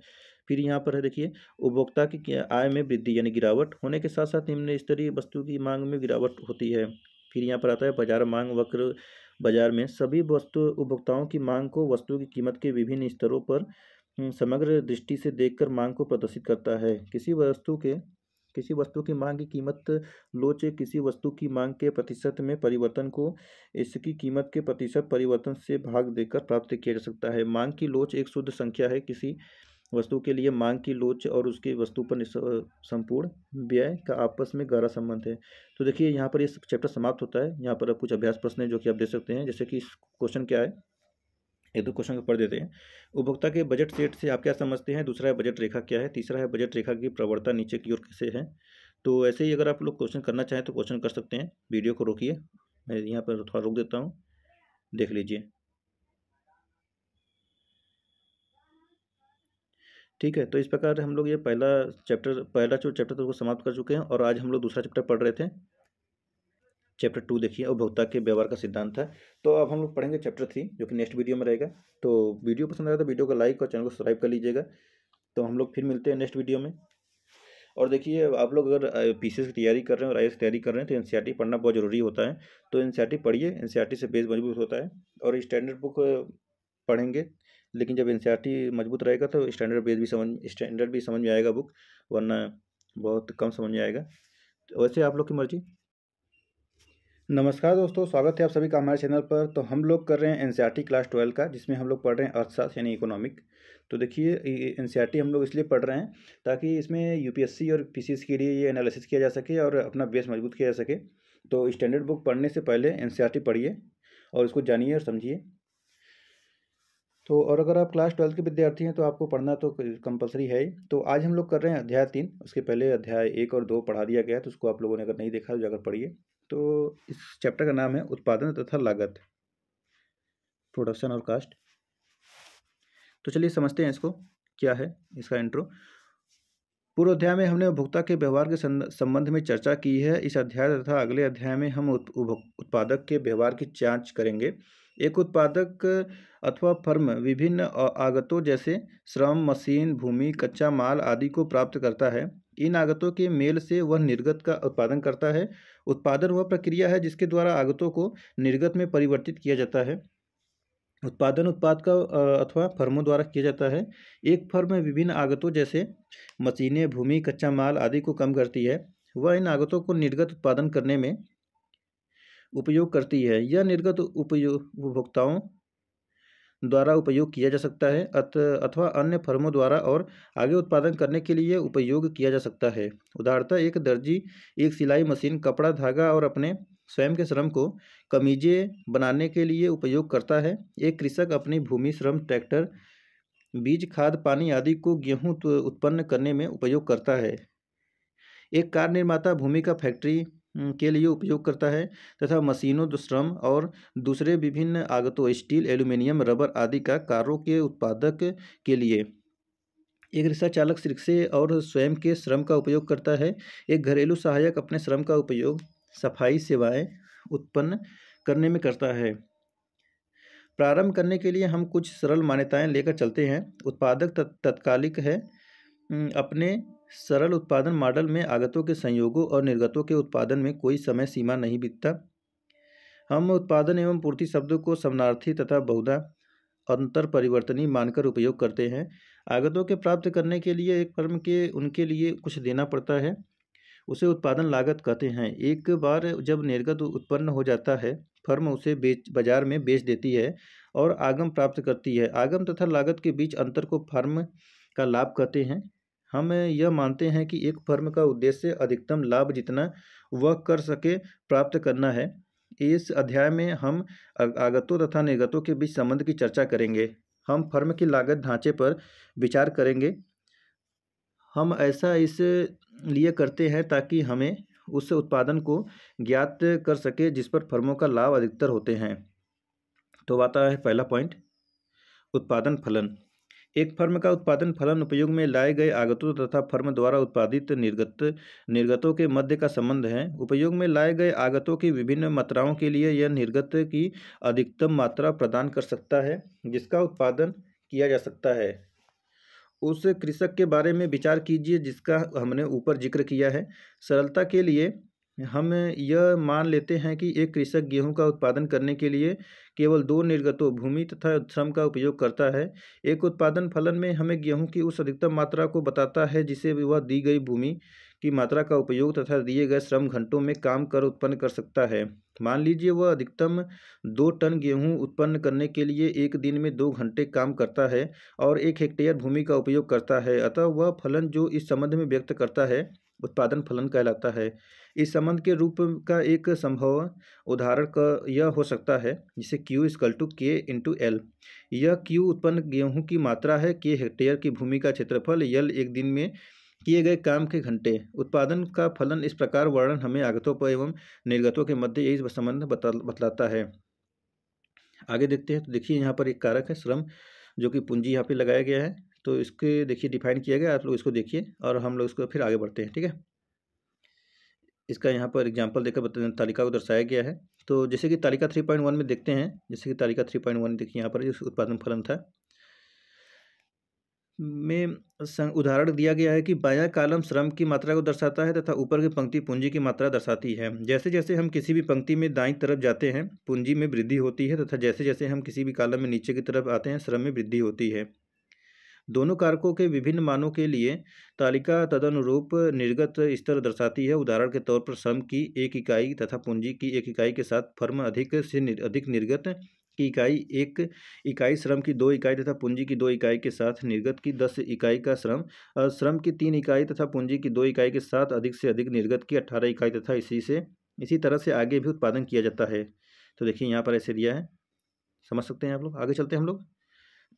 जैसे कि समान मात्रा क्या है, तो अध्याय 2 में हमने अनधिमान वक्र के विषय में जाना। यहाँ हमने इसी प्रकार की एक संकल्पना जिसे समान मात्रा कहा जाता है का परिचय कराया है। यह केवल उत्पादन फलन का प्रतिनिधित्व करने का एक वैकल्पिक उपाय है। दो आगतों कारक 1 तथा कारक 2 वाले एक उत्पादन फलन पर विचार कीजिए। एक समान मात्रा उन दो आगतों के समांक संयोगों का सेट होता है जो कि समान अधिकतम संभावित स्तर का निर्गत प्राप्त करता है। प्रत्येक समान मात्रा निर्गत की एक विशेष स्तर का प्रतिनिधित्व करती है तथा निर्गत की मात्रा को स्तर प्रदान करती है। अब आता है दूसरा पॉइंट, अल्पकाल तथा दीर्घकाल। क्या होता है ये? इससे पूर्व कि हम कोई अन्य विश्लेषण आरंभ करें, दो संकल्पनाएं अल्पकाल तथा दीर्घकाल पर चर्चा करते हैं। अल्पकाल में कम से कम एक कारक श्रम अथवा पूंजी में परिवर्तन नहीं किया जा सकता, अतः वह स्थिर रहता है। निर्गत स्तर में परिवर्तन लाने के लिए फर्म केवल दूसरे कारक में ही परिवर्तन कर सकती है जो कारक स्थिर कारक कहलाता है, जबकि दूसरा कारक जिसमें फर्म परिवर्तन कर सकती है परिवर्ती कारक कहलाता है। देखिए 3.1 जो दर्शाया गया उदाहरण, मान लीजिए कि अल्पकाल में 4 इकाइयों पर पूंजी स्थिर रहता है, तब तदनुरूप कॉलम निर्गत के विभिन्न स्तर दर्शाता है जिनका फर्म उत्पादन अल्पकाल में श्रम की विभिन्न मात्राएं उपयोग में लाकर कर सकती है। दीर्घकाल में उत्पादन के सभी कारकों में परिवर्तन लाया जा सकता है। एक फर्म निर्गत के विभिन्न स्तरों का उत्पादन करने के लिए दीर्घकाल में दोनों कारकों में साथ साथ परिवर्तन ला सकती है, अतः दीर्घकाल में कोई भी स्थिर कारक नहीं है। किसी भी विशेष उत्पादन प्रक्रम में दीर्घकाल साधारणतः अल्पकाल की तुलना में एक दीर्घ समय अंतराल को प्रकट करता है। विभिन्न उत्पादन प्रक्रमों के लिए दीर्घकाल कालावधि भिन्न हो सकती है। अल्पकाल तथा दीर्घकाल को दिनों, महीनों अथवा वर्षों के रूप में परिभाषित करना उचित नहीं है। हम दीर्घ अवधि अथवा अल्पावधि को सामान्यतः इस दृष्टि को ध्यान में रखकर परिभाषित करते हैं कि सभी आगत परिवर्ती अथवा नहीं है। अब आता है तीसरा पॉइंट, कुल उत्पाद, औसत उत्पाद तथा सीमांत उत्पाद। तो कुल उत्पाद के बारे में जानते हैं। क्या है कुल उत्पाद? मान लीजिए हम एक आगत में परिवर्तन लाते हैं तथा अन्य आगतों को स्थिर रखते हैं, तब उस आगत के विभिन्न स्तरों से हम निर्गत के विभिन्न स्तर प्राप्त करते हैं। परिवर्ती आगत तथा परिवर्ती निर्गत के मध्य संबंधों को अन्य सभी आगतों को स्थिर से रखते हुए अक्सर परिवर्ती आगत के कुल उत्पाद टीपी के रूप में माना जाता है। तालिका 3.1 में देखें पुनः, मान लीजिए पूंजी 4 इकाई पर निश्चित की जाती है, तब तालिका 3.1 में उस कॉलम को देखें जहां पूंजी दिखाई गई है। अब यहाँ पे देखते हैं औसत उत्पाद क्या होता है। औसत उत्पाद निर्गत प्रति इकाई परिवर्ती आगत के रूप में परिभाषित किया जाता है। जैसे कि देखिए यहाँ पर APL इक्वल टू TPL और अपान L। तो तालिका 3.2 को देख सकते हैं। अब आगे देखते हैं हम सीमांत उत्पादन क्या होता है। तो सीमांत उत्पादन में देखिए यहाँ पर दर्शाया गया सीमांत उत्पाद अपान यहाँ पर निर्गत में परिवर्तन अपान आगत में परिवर्तन। देखिए जैसे यहाँ पर एक बनाया गया है कुल उत्पादन, सीमांत उत्पादन, औसत उत्पादन 3.2। श्रम है जो कि 0, 1, 2, 3, 4, 5, 6 और कुल उत्पाद 0, 10, 24, 40, 50, 56, 57। सीमांत उत्पादन यहाँ पर है, पहले डैश है और फिर 10, 14, 16, 10, 6, 1 है। फिर औसत उत्पादन है 10, 12, 13, 13.33, 12.5 है और फिर 11.20 है, 9.50 है। अब यहाँ पर चौथा पॉइंट आता है ह्रासमान सीमांत उत्पाद नियम तथा परिवर्ती अनुपात नियम। तो श्रम को x अक्ष पर तथा निर्गत को y अक्ष पर रख कर यदि हम तालिका 3.2 देखें, देखिए जैसे यहाँ पर आपको दिख रही होगा, यहाँ पर चित्रित करें तो हमें चित्र में प्रदर्शित वक्र प्राप्त होते हैं। आइए देखते हैं कि टीपी का क्या हो रहा है। देखिए, श्रम लागत में वृद्धि के साथ टीपी बढ़ती है, परंतु जिस पर से यह बढ़ती है वह समान नहीं है। श्रम में 1 से 2 वृद्धि होने पर टीपी में 10 की वृद्धि होती है। श्रम में 2 से 3 वृद्धि होने पर टीपी में 12 की वृद्धि होती है। टीपी में वृद्धि की दर एमपी द्वारा दिखाई गई है। देखिए, एमपी पहले बढ़ती है श्रम की इकाई 3 इकाइयों तक और फिर गिननी शुरू करती है। एमपी की इस प्रवृत्ति को यह पहले बढ़ती है तथा फिर गिरती है। परिवर्तनीय अनुपातों का नियम है अथवा सीमांत उत्पाद का नियम कहा जाता है। परिवर्ती उत्पादों का नियम बताता है कि एक आगत कारक का सीमांत उत्पाद प्रारंभ में बढ़ता है और एक निश्चित रोजगार के स्तर पर पहुंचकर गिरने लगता है। ऐसे क्यों होता है? इसको समझने के लिए पहले हम कारक अनुपातों की संकल्पना को परिभाषित करते हैं। कारक अनुपात उस अनुपात को बतलाता है जिसमें निर्गत उत्पन्न करने के लिए 2 कारकों को संयोजित किया जाता है। जैसे हम एक कारक आगत को स्थिर रखते हैं तथा दूसरे में निरंतर वृद्धि करते हैं तो कारक अनुपातों में परिवर्तन आ जाता है। प्रारंभ में जैसे जैसे हम परिवर्ती आगत की मात्रा में वृद्धि करते हैं, कारक अनुपात उत्पादन के लिए अधिकारिक उपयुक्त हो जाता है तथा सीमांत उत्पाद में वृद्धि हो जाती है, परंतु उपयोगकर्ता के एक विशेष स्तर के पश्चात उत्पादन प्रक्रम परिवर्ती आगत के साथ अत्यंत अस्त व्यस्त हो जाता है। अब 5वां पॉइंट आता है कुल उत्पाद, सीमांत उत्पाद तथा औसत उत्पाद वक्र की आकृतियाँ कैसी होती हैं। तो देखिए, यहाँ पर अन्य आगतों की स्थिर रखते हुए एक आगत की मात्रा में वृद्धि के परिणाम स्वरूप सामान्यतः निर्गत में वृद्धि होती है। तालिका 3.2 में दर्शाती है कि किस प्रकार कुल उत्पाद में परिवर्तन आता है। जैसे जैसे श्रम की मात्रा में वृद्धि होती है, आगत निर्गत समतल में कुल उत्पाद वक्र हर स्थिति में धनात्मक प्रवणता वाला वक्र होता है। रेखाचित्र 3.1 में एक विशिष्ट फर्म के लिए कुल उत्पाद वक्र का आकार दर्शाती है। हम श्रम की इकाइयाँ समस्तरीय अक्ष पर तथा निर्गत ऊर्ध्वस्तर अक्ष पर मापते हैं। श्रम की L इकाइयों के साथ फर्म निर्गत की Q1 इकाइयों का अधिक से अधिक उत्पादन कर सकती है। परिवर्ती अनुपात के नियम के अनुसार एक आगत के सीमांत उत्पाद में आरंभ में वृद्धि होती है, इसके पश्चात प्रयोग की एक विशेष स्तर पर पहुंचकर इसमें गिरावट प्रारंभ हो जाती है। अतः आगत निर्गत समतल में सीमांत उत्पाद वक्र दिखाता है एक उल्टे यू वक्र की आकृति रूप में। आइए अब हम देखते हैं और औसत वक्र उत्पाद कैसे दिखता है। परिवर्ती आगत की पहली इकाई के लिए कोई सरलता से जांच करता है। सीमांत उत्पाद तथा औसत उत्पाद समान होते हैं। अब जैसे जैसे हम आगत की मात्रा में वृद्धि करते जाते हैं, सीमांत उत्पाद में वृद्धि होती जाती है। सीमांत उत्पादों के औसत होने के कारण औसत उत्पाद में भी वृद्धि होती है, परंतु सीमांत उत्पाद की तुलना में कम वृद्धि होती है। तब एक बिंदु के पश्चात सीमांत उत्पाद में गिरावट आनी प्रारंभ हो जाती है, जब तक सीमांत उत्पाद का मूल्य प्रचलित औसत उत्पाद के मूल्य की तुलना में अधिक रहता है। औसत उत्पाद में वृद्धि होती रहती है। एक बार सीमांत उत्पाद में पर्याप्त रूप से गिरावट आ जाने पर इसका मूल्य प्रचलित औसत उत्पाद की तुलना में कम हो जाते हैं और बाद में भी औसत उत्पाद में गिरावट आरंभ हो जाती है। अतः औसत उत्पाद वक्र भी उल्टे यू की आकृति का होता है। जब तक औसत उत्पाद में वृद्धि होती रहती है तब इस स्थिति में सीमांत उत्पाद औसत उत्पाद की तुलना में अधिक होता है, अन्यथा औसत उत्पाद में वृद्धि नहीं हो सकती है। समान रूप से और जब औसत उत्पाद में गिरावट आती है, सीमांत उत्पाद को औसत उत्पाद की तुलना में आवश्यक रूप से कम होना चाहिए। इससे यह निष्कर्ष निकलता है कि सीमांत उत्पाद वक्र औसत उत्पाद वक्र को अधिकतम औसत उत्पाद के बिंदु से ऊपर काटता है। अब आता है 6वां पॉइंट, पैमाने का प्रतिफल। परिवर्तनीय अनुपातों का नियम इसलिए अविभूत होता है क्योंकि जब कारक अनुपातों में परिवर्तन होता है तब एक कारक स्थिर रखा जाता है तथा दूसरा बढ़ाया जाता है। यदि दोनों कारकों में परिवर्तन हो तो क्या होगा? ध्यान रखिए कि ऐसा दीर्घकाल में हो ही सकता है। दीर्घकाल में एक विशेष स्थिति होती है जब दोनों कारकों को समान अनुपात में बढ़ाया जाता है अथवा कारकों को स्केल अप किया जाता है। जब सभी आगतों में समानुपातिक वृद्धि निर्गत में उसी अनुपात में वृद्धि उत्पन्न करती है तो उत्पादन फलन पैमाने के स्थिर प्रतिफल को दर्शाता है। CRS जब सभी आगतों में समानुपातिक वृद्धि निर्गत में अनुपात से अधिक वृद्धि उत्पन्न करती है तो उत्पादन फलन पैमाने के वृद्धिमान उत्पादन फलन को दर्शाता है। IRS जब सभी आगतों के अनुपातिक वृद्धि की तुलना में निर्गत में समानुपातिक वृद्धि कम होती है तो यह पैमाने के ह्रासमान प्रतिफल को दर्शाता है। अब आता है 7वां पॉइंट, लागत।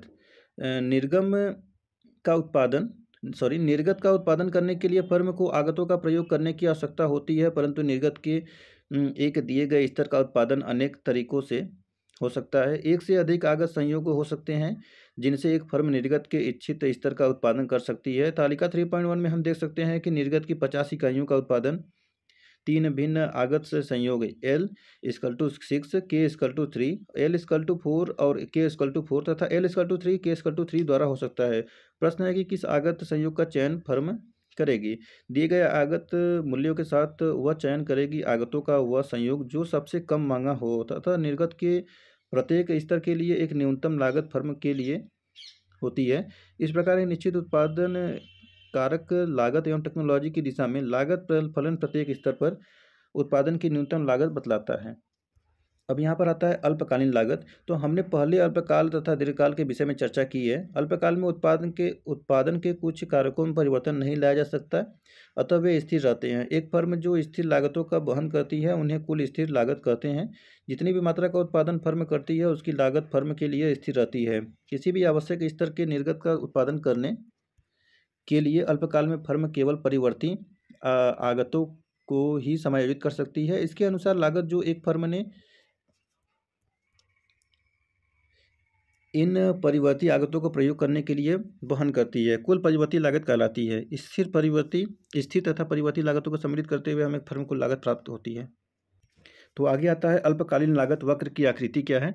अब हम देखेंगे कि यह अल्पकालीन लागत वक्र कैसे दिखाई देते हैं। तो तालिका 3.3 में देखेंगे, नीचे जो है यहाँ पर पहले पढ़ते हैं इसको। तो पहले इसकी विवेचना की गई थी कि निर्गत के उत्पादन में वृद्धि करने के लिए फर्म को अधिक परिवर्ती आगतों के प्रयोग करने की आवश्यकता होती है, जिसका परिणाम होता है कि कुल परिवर्ती लागत में वृद्धि तथा इसी प्रकार कुल लागत में वृद्धि होती है। अतः जैसे जैसे निर्गत में वृद्धि होती है कुल परिवर्ती लागत तथा कुल लागत में वृद्धि होती जाती है। कुल स्थिर लागत यद्यपि स्वतंत्र है उत्पादन निर्गत की मात्रा से तथा उत्पादन के सभी स्तरों पर यह स्थिर रहती है। तो देखिए यहाँ पर, और जैसे कि लागत की ये है और ये है निर्गत।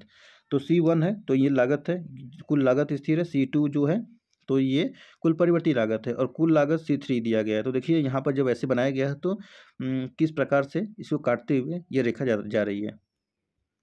तो इसमें दूसरा पॉइंट आता है दीर्घकालीन लागत।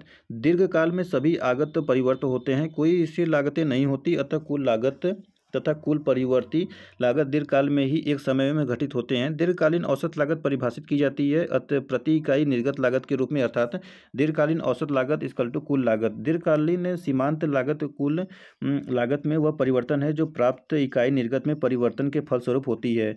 जब विच्छिन्न इकाई में निर्गत बदलता है तब यदि हम उत्पादन में वृद्धि करें Q1 - 1 से Q1 निर्गत इकाइयों तक को, तो Q1वीं इकाई का उत्पादन करने की सीमांत लागत इस पर मापी जाती है। दीर्घकालीन सीमांत लागत Q1 इकाइयों पर कुल लागत माइनस Q1 इकाइयों पर कुल लागत। तो आगे देखते हैं दीर्घकालीन लागत वक्रों का आकार क्या है।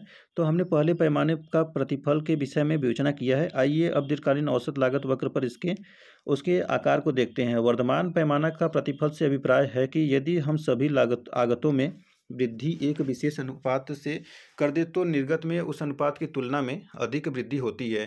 दूसरे शब्दों में निर्गत में एक विशेष अनुपात की वृद्धि करने के लिए आगतों में उस अनुपात की तुलना में कम वृद्धि करने की आवश्यकता है।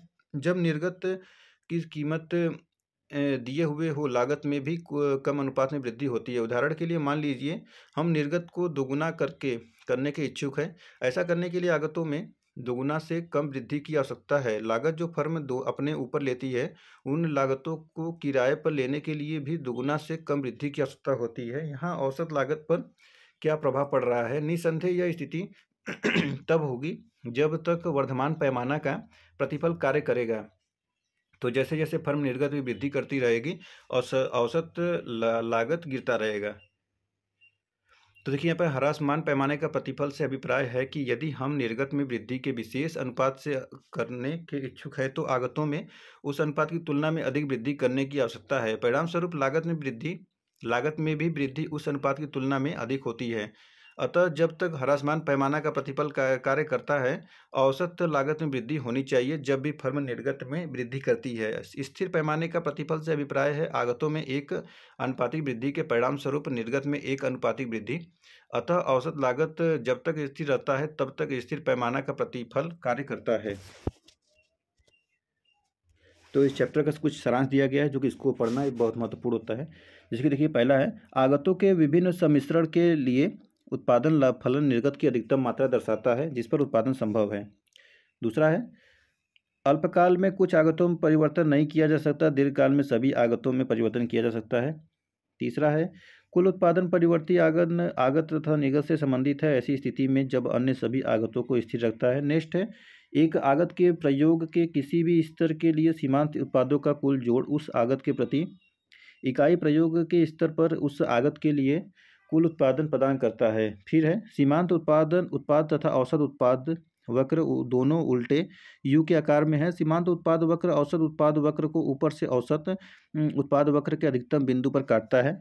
फिर है निर्गत का उत्पादन निर्गत का उत्पादन करने के लिए फर्म सबसे कम लागत वाले आगत संयुग का चयन करती है। कुल परिवर्ती लागत तथा स्थिर लागत का जोड़ है।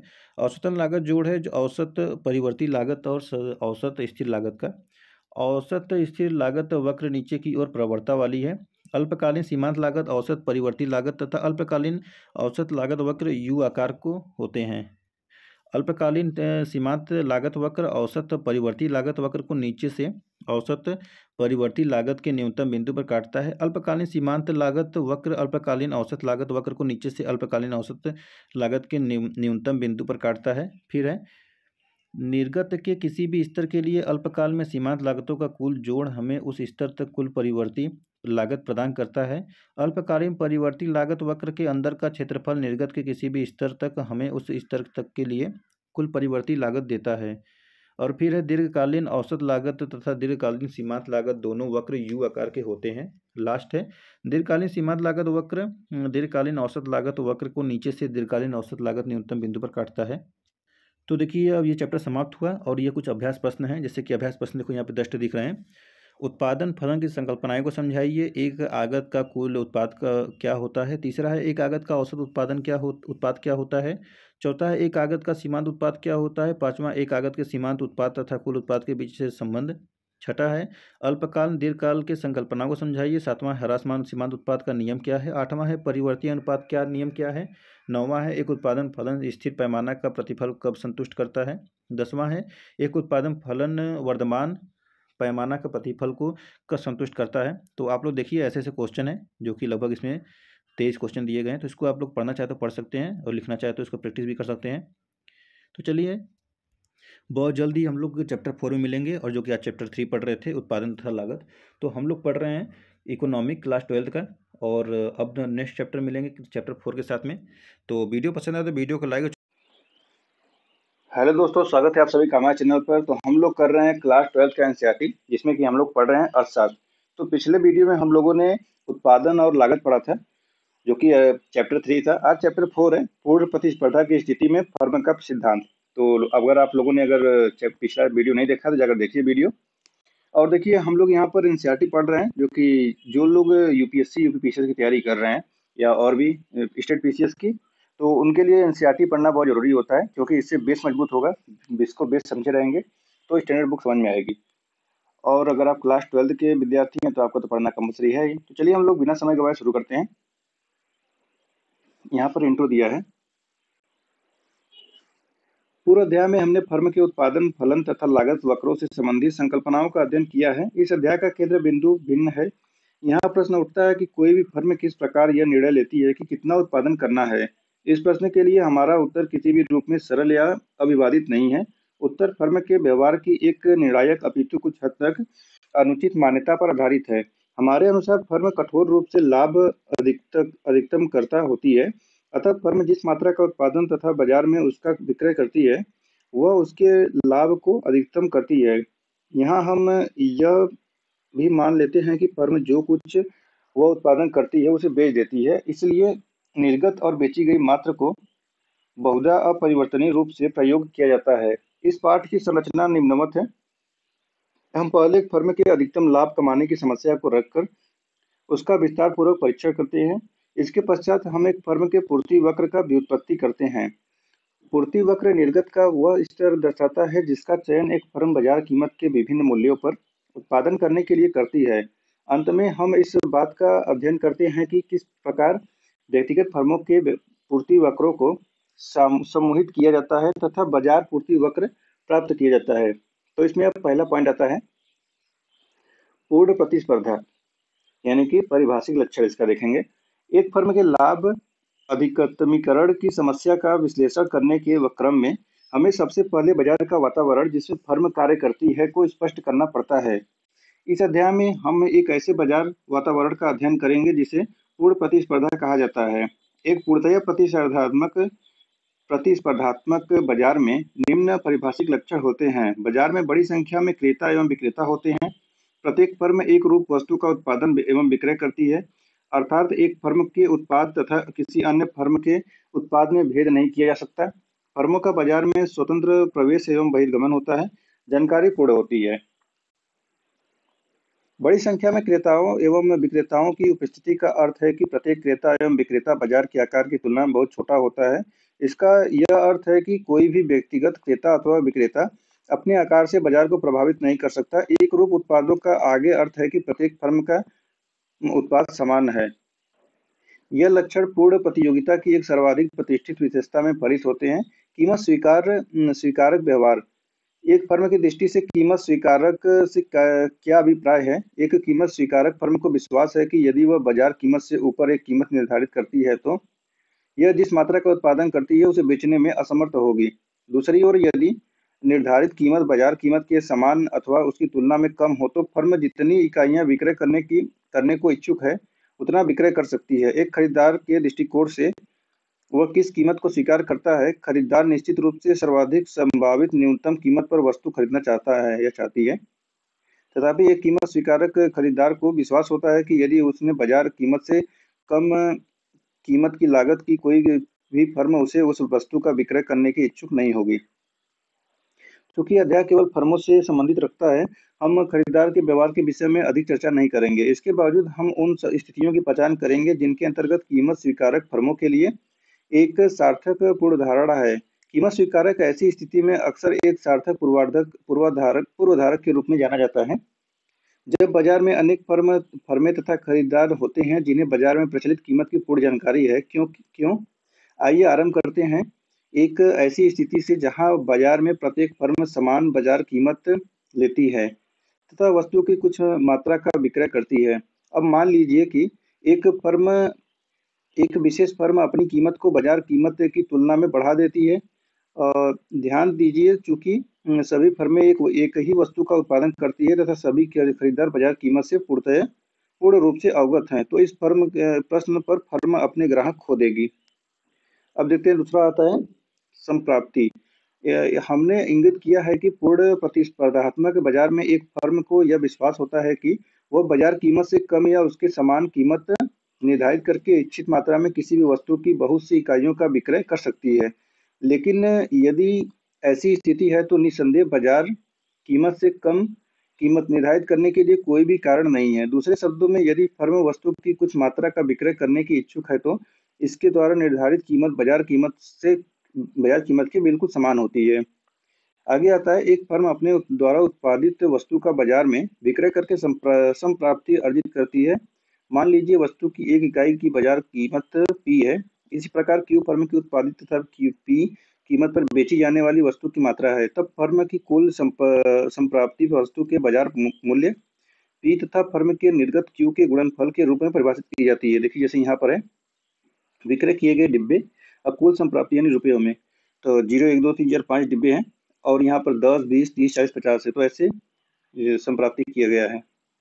तो यहाँ पर देख सकते हैं संप्राप्ति और निर्गत कितना किया गया है, तो कुल संप्राप्ति ऐसे सीधे आकार पे बनेगी। आगे आता है तीसरा पॉइंट, लाभ अधिकतमीकरण। तो एक फर्म वस्तु की विशेष मात्रा का उत्पादन तथा विक्रय करती है। फर्म का लाभ जिसे पाई 1 द्वारा दर्शाया जाता है, इसकी कुल संप्राप्ति तथा इसका कुल उत्पादन लागत के बीच अंतर के रूप में परिभाषित किया जाता है। दूसरे शब्दों में पाई कुल संप्राप्ति माइनस कुल लागत। स्पष्ट रूप से कुल संप्राप्ति तथा कुल लागत के मध्य में अंतर फर्म द्वारा अर्जित की गई निवल लागत है। एक फर्म अधिकतम लाभ कमाना चाहती है। फर्म द्वारा मात्रा Q को, जिससे उसके लाभ अधिकतम होते हैं, को ज्ञात करनी चाहिए। यहाँ पर एक स्थिति 1 दिया गया है। लाभ कुल संप्राप्ति तथा कुल लागत का अंतर होता है, जैसे निर्गत में वृद्धि होती है। कुल संप्राप्ति लाभ तथा कुल लागत में वृद्धि होती है। जब कुल संप्राप्ति में वृद्धि कुल लागत में परिवर्तन से अधिक है, लाभ में लगातार वृद्धि होगी। याद करें कि निर्गत में प्रति इकाई वृद्धि के कारण कुल संप्राप्ति में परिवर्तन सीमांत लागत होती है। अतः हम इस निष्कर्ष पर पहुंचते हैं कि जब तक सीमांत संप्राप्ति लागत से अधिक है, लाभ बढ़ते हैं। आगे स्थिति 2 आता है। दूसरी स्थिति को लीजिए, जिसका लागू होना निर्गत स्तर का लाभ अधिकतमीकरण सकारात्मक होने के लिए आवश्यक है। ऐसी स्थिति क्यों है कि निर्गत स्तर पर लाभ अधिकतमीकरण सीमांत लागत वक्र की प्रवणता नीचे की ओर नहीं हो सकती। इस प्रश्न का उत्तर देने के लिए एक बार रेखा चित्र 4.3 दे सकते हैं। देखिए यहाँ पर रेखा 4.3 यहाँ पर है, देख सकते हैं। तो ध्यान दीजिए Q1 तथा Q4 निर्गत स्तरों पर बाजार कीमत सीमांत लागत के बराबर है। जैसे Q1 निर्गत स्तर सीमांत लागत वक्र के नीचे की ओर प्रवण है। आगे आते हैं, स्थिति 3 देखते हैं हम लोग। उस तृतीय स्थिति पर ध्यान दीजिए, जिसका लाभ अधिकतमीकरण के निर्गत स्तर के सकारात्मक होने की स्थिति में लागू होना आवश्यक है। ध्यान दीजिए कि तीसरी स्थिति के दो भाग हैं, एक भाग अल्पकालीन स्थिति में तथा दूसरा दीर्घकालीन स्थिति में लागू होता है। अब यहाँ पर है स्थिति 1। अल्पकालीन स्थिति में कीमत को औसत परिवर्ती लागत की तुलना में अधिक अथवा समान होनी चाहिए। तो हम ये दर्शाएंगे कि स्थिति 1 ऊपर देखिए का एक स्थिति का वेक्टर सही है इस तर्क के साथ कि अल्पकालीन स्थिति में एक लाभ अधिकतमीकरण करने वाली फर्म किसी ऐसे निर्गत स्तर पर उत्पादन नहीं करेगी जहां बाजार कीमत औसत परिवर्ती लागत की तुलना में कम हो। दूसरी स्थिति देखिए, स्थिति 2 है। दीर्घकाल में कीमत को औसत लागत की तुलना में अधिक अथवा समान होना चाहिए। तो दीर्घकाल में एक लाभ अधिकतमीकरण करने वाली फर्म किसी ऐसे निर्गत स्तर पर उत्पादन नहीं करेगी जहां बाजार कीमत औसत लागत की तुलना में कम हो। चौथा पॉइंट है लाभ अधिकतमीकरण की समस्या आरेख द्वारा प्रदर्शन। आइए 3.1, 3.2, 3.3 खंडों में दी गई सामग्री का उपयोग कर हम अल्पकाल में एक फर्म की लाभ अधिकतमीकरण समस्या को आरेख द्वारा प्रदर्शित करते हैं। रेखा चित्र 4.6 पर विचार कीजिए। इसमें बाजार कीमत P है। बाजार कीमत को अल्पकाल सीमांत लागत के बराबर करके हमें Q निर्गत स्तर प्राप्त होता है। Q पर अल्पकालीन सीमांत लागत की प्रवणता ऊपर की ओर जा रही है तथा P औसत परिवर्ती लागत से अधिक है। अब यहाँ पर चौथा पॉइंट आता है एक फर्म का पूर्ति वक्र। एक फर्म की पूर्ति वह मात्रा है जो वह एक दी गई कीमत, प्रौद्योगिकी तथा उत्पादन कारकों की कीमतों पर बेचने का निर्णय लेती है। एक तालिका जो विभिन्न कीमतों पर प्रौद्योगिकी तथा कारकों की कीमतें अपरिवर्तित रहने पर एक फर्म की बेची जाने वाली मात्राओं का विवरण देती है, पूर्ति सारणी कहते हैं। हम इसे ग्राफ पर भी प्रदर्शित कर सकते हैं, जिसे पूर्ति वक्र कहते हैं। एक फर्म का पूर्ति वक्र निर्गत के स्तरों एक्स अक्ष पर अंकित को दर्शाता है, जिनका संबंधित फर्म बाजार कीमत की विभिन्न मूल्यों पर वाई अक्ष पर अंकित उत्पादन के लिए चयन करती है। पुनः प्रौद्योगिकी और उत्पादन कारकों की कीमतों को दी हुई मानकर एक दिए हुए बाजार के लिए एक लाभ अधिकतमीकरण फर्म का उत्पादन स्तर इस पर निर्भर करेगा कि हम अल्पकाल पर विचार कर रहे हैं अथवा दीर्घकाल पर। इसी के अनुसार हम अल्पकालीन पूर्ति वक्र तथा दीर्घकालीन पूर्ति वक्र में भेद करते हैं। तो यहाँ पर पहला पॉइंट है एक फर्म का अल्पकालीन पूर्ति वक्र। रेखा चित्र 4.7 है को देखते हुए तथा फर्म का अल्पकालीन पूर्ति वक्र व्युत्पन्न करते हैं, इसे हम दो भागों में विभाजित करेंगे। प्रथम है कि हम फर्म के निर्गत स्तर का लाभ अधिकतमीकरण निर्धारित करते हैं, जबकि बाजार कीमत न्यूनतम औसत परिवर्ती लागत से अधिक अथवा उसके बराबर है। यहाँ पर दूसरा है एक फर्म का दीर्घकालीन पूर्ति वक्र। तो देखिए यहाँ पर आप लोग रेखा चित्र देख सकते हैं 4.9 का। फर्म के दीर्घकालीन पूर्ति वक्र की व्युत्पत्ति करते हैं। अल्पकालीन स्थिति की भांति हम इस व्युत्पत्ति को दो भागों में विभाजित करते हैं। पहले पर हम फर्म के निर्गत स्तर का लाभ अधिकतमीकरण निर्गत स्तर निर्धारित करते हैं जब बाजार कीमत न्यूनतम दीर्घकालीन औसत लागत से अधिक अथवा उसके बराबर हो। तत्पश्चात हम फर्म के निर्गत स्तर का लाभ अधिकतमीकरण निर्धारण करेंगे जब बाजार कीमत न्यूनतम औसत लागत से कम हो। यहाँ पर आता है पहला, कीमत न्यूनतम दीर्घकालिक औसत लागत से अधिक अथवा बराबर है। मान लीजिए बाजार कीमत P1 है जो न्यूनतम दीर्घकालीन औसत लागत से अधिक है। P1 पर बराबर करके दीर्घकालीन सीमांत लागत के साथ दीर्घकालीन सीमांत लागत वक्र के बढ़ते हुए भाग को करने से हमें निर्गत स्तर Q1 प्राप्त होता है। यह भी ध्यान दीजिए कि Q1 पर दीर्घकालीन औसत लागत बाजार की कीमत P1 से अधिक नहीं होता। अतः सभी तीन शर्तें जिस पर खंड 3 में प्रकाश डाला गया है Q1 पर संतुष्ट होती है। अतः जब बाजार कीमत P1 है तो फर्म दीर्घकाल में Q1 के बराबर निर्गत की पूर्ति करती है। अब आता है स्थिति 2। तो कीमत न्यूनतम दीर्घकालीन औसत लागत से कम। मान लीजिए बाजार कीमत P2 है जो न्यूनतम दीर्घकालीन औसत लागत से कम है। हमने तर्क दिया है खंड 3 में, शर्त देखिए 3, तो कि यदि एक लाभ अधिकतमीकरण फर्म दीर्घकालीन स्थिति में एक सकारात्मक निर्गत का उत्पादन करती है तो बाजार कीमत P2 उस निर्गत स्तर पर दीर्घकालीन औसत लागत से अधिक अथवा उसके बराबर होती है। यहाँ पर एक और है उत्पादन बिंदु, उत्पादन बंदी बिंदु। तो इससे पूर्व पूर्ति वक्र ज्ञात करते समय हमने यह विवेचना की थी कि अल्पकाल में फर्म तब तक उत्पादन जारी रखती है जब तक कीमत न्यूनतम औसत परिवर्ती लागत की तुलना में अधिक अथवा उसके बराबर होती है। हम पूर्ति वक्र पर जब नीचे की ओर चलते हैं तो अंतिम कीमत निर्गत संयोग जिस पर फर्म सकारात्मक निर्गत का उत्पादन करती है वह न्यूनतम औसत परिवर्ती लागत बिंदु है जहां अल्पकालीन सीमांत लागत वक्र औसत परिवर्ती लागत को वक्र को काटता है। चौथा पॉइंट आता है समान लाभ तथा लाभ अलाभ बिंदु। लाभ के न्यूनतम स्तर को जो एक फर्म को उसके वर्तमान व्यापार में बनाए रखने के लिए आवश्यक है सामान्य लाभ कहकर परिभाषित करते हैं। एक फर्म जो सामान्य लाभ अर्जित नहीं करती व्यापार नहीं रह सकती। सामान्य लाभ फर्म की कुल लागतों का एक भाग होता है। इन्हें उद्यमशीलता की अवसर लागत के रूप में समझना भी लाभदायक है। वह लाभ जो एक फर्म सामान्य लाभ से ऊपर अर्जित करती है अधि सामान्य लाभ कहलाता है। दीर्घकालीन स्थिति में यदि फर्म सामान्य लाभ से कुछ भी कम अर्जित करती है तो वह उत्पादन नहीं करती है, किंतु अल्पकाल में फर्म का लाभ यदि इस स्तर से कम है तो भी उत्पादन कर सकती है। पूर्ति वक्र के जिस बिंदु पर एक फर्म केवल साधारण लाभ अर्जित करती है वह फर्म का लाभ अलाभ बिंदु कहलाता है। अतः न्यूनतम औसत लागत का वह बिंदु जिस पर पूर्ति वक्र दीर्घकालीन औसत वक्र को काटता है फर्म का लाभ अलाभ बिंदु है। तो यहाँ पर देखते हैं अवसर लागत क्या है। अर्थशास्त्र में अवसर लागत की संकल्पना का प्रयोग मिलता है। किसी कार्य की अवसर लागत दूसरे सर्वश्रेष्ठ कार्य से प्राप्त त्यागा गया लाभ है। मान लीजिए आपके पास 1000 रुपये हैं जिन्हें आप अपने पारिवारिक व्यवसाय में निवेश करने का निर्णय लेते हैं। आपके कार्य की अवसर लागत क्या है? यदि आप इस राशि का निवेश नहीं करते तो आप या तो इसे घर की तिजोरी में रख सकते हैं जिससे आपको शून्य प्रतिफल प्राप्त होगा, अथवा आप इसे बैंक 2 में जमा करा सकते हैं जिस स्थिति में आपको क्रमशः 10% अथवा 5% ब्याज प्राप्त होता है। अतः वैकल्पिक क्रियाओं में से जो अधिकतम लाभ आप अर्जित कर सकते हैं वह बैंक 1 द्वारा किया गया ब्याज है।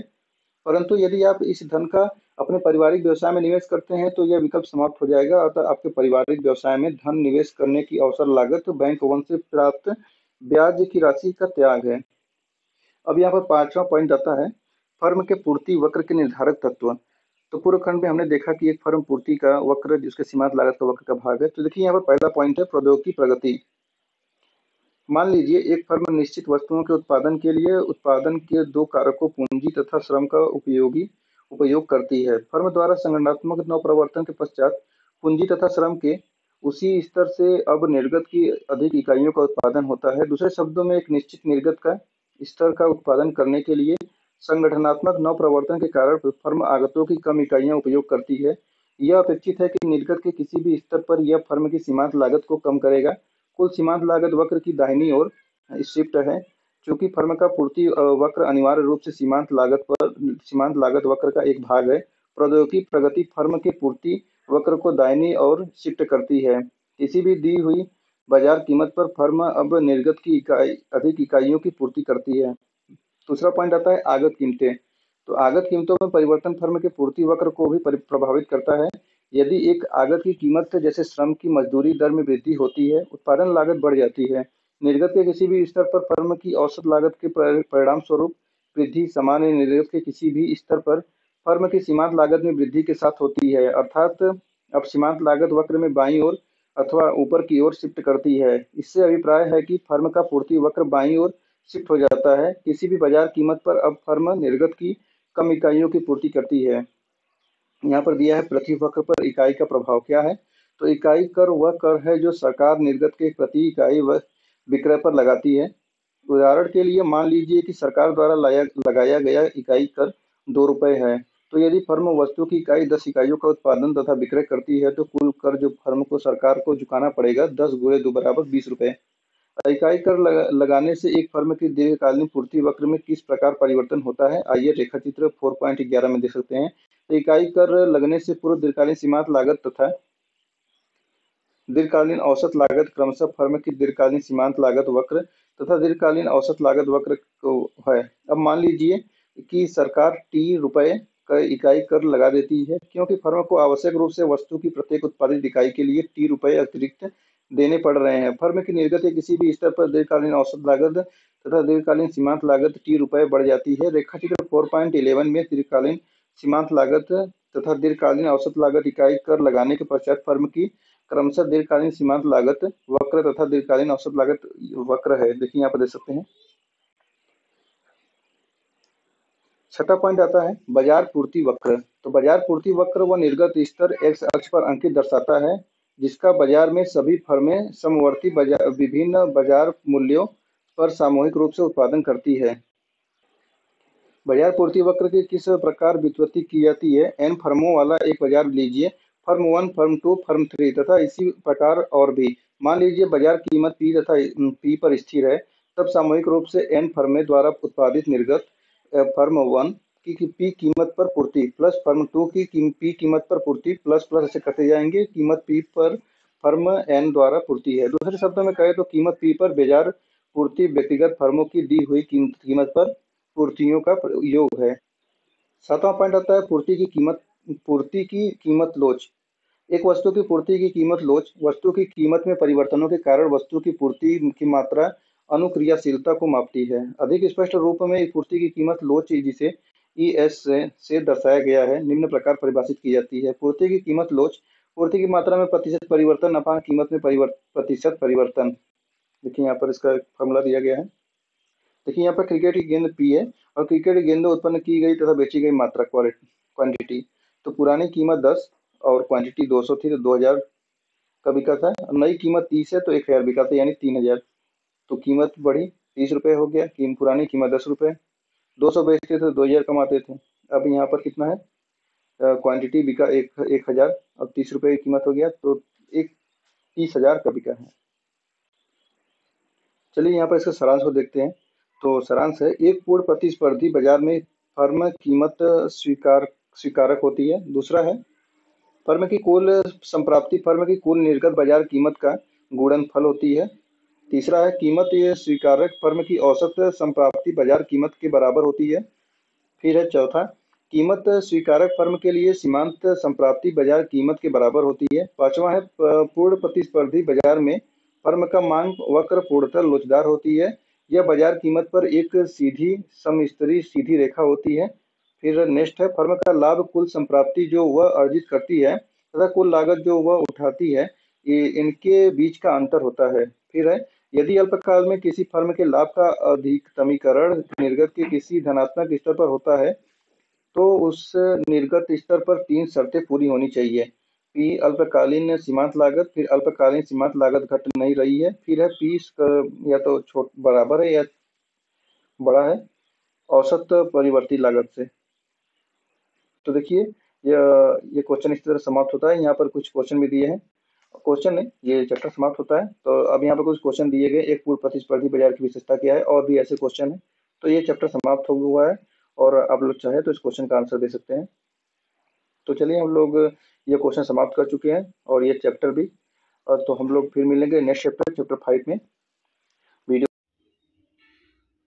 हेलो दोस्तों, स्वागत है आप सभी का हमारे चैनल पर। तो हम लोग कर रहे हैं NCERT क्लास 12 का, जिसे कि हम लोग पढ़ रहे हैं आज इकोनॉमिक।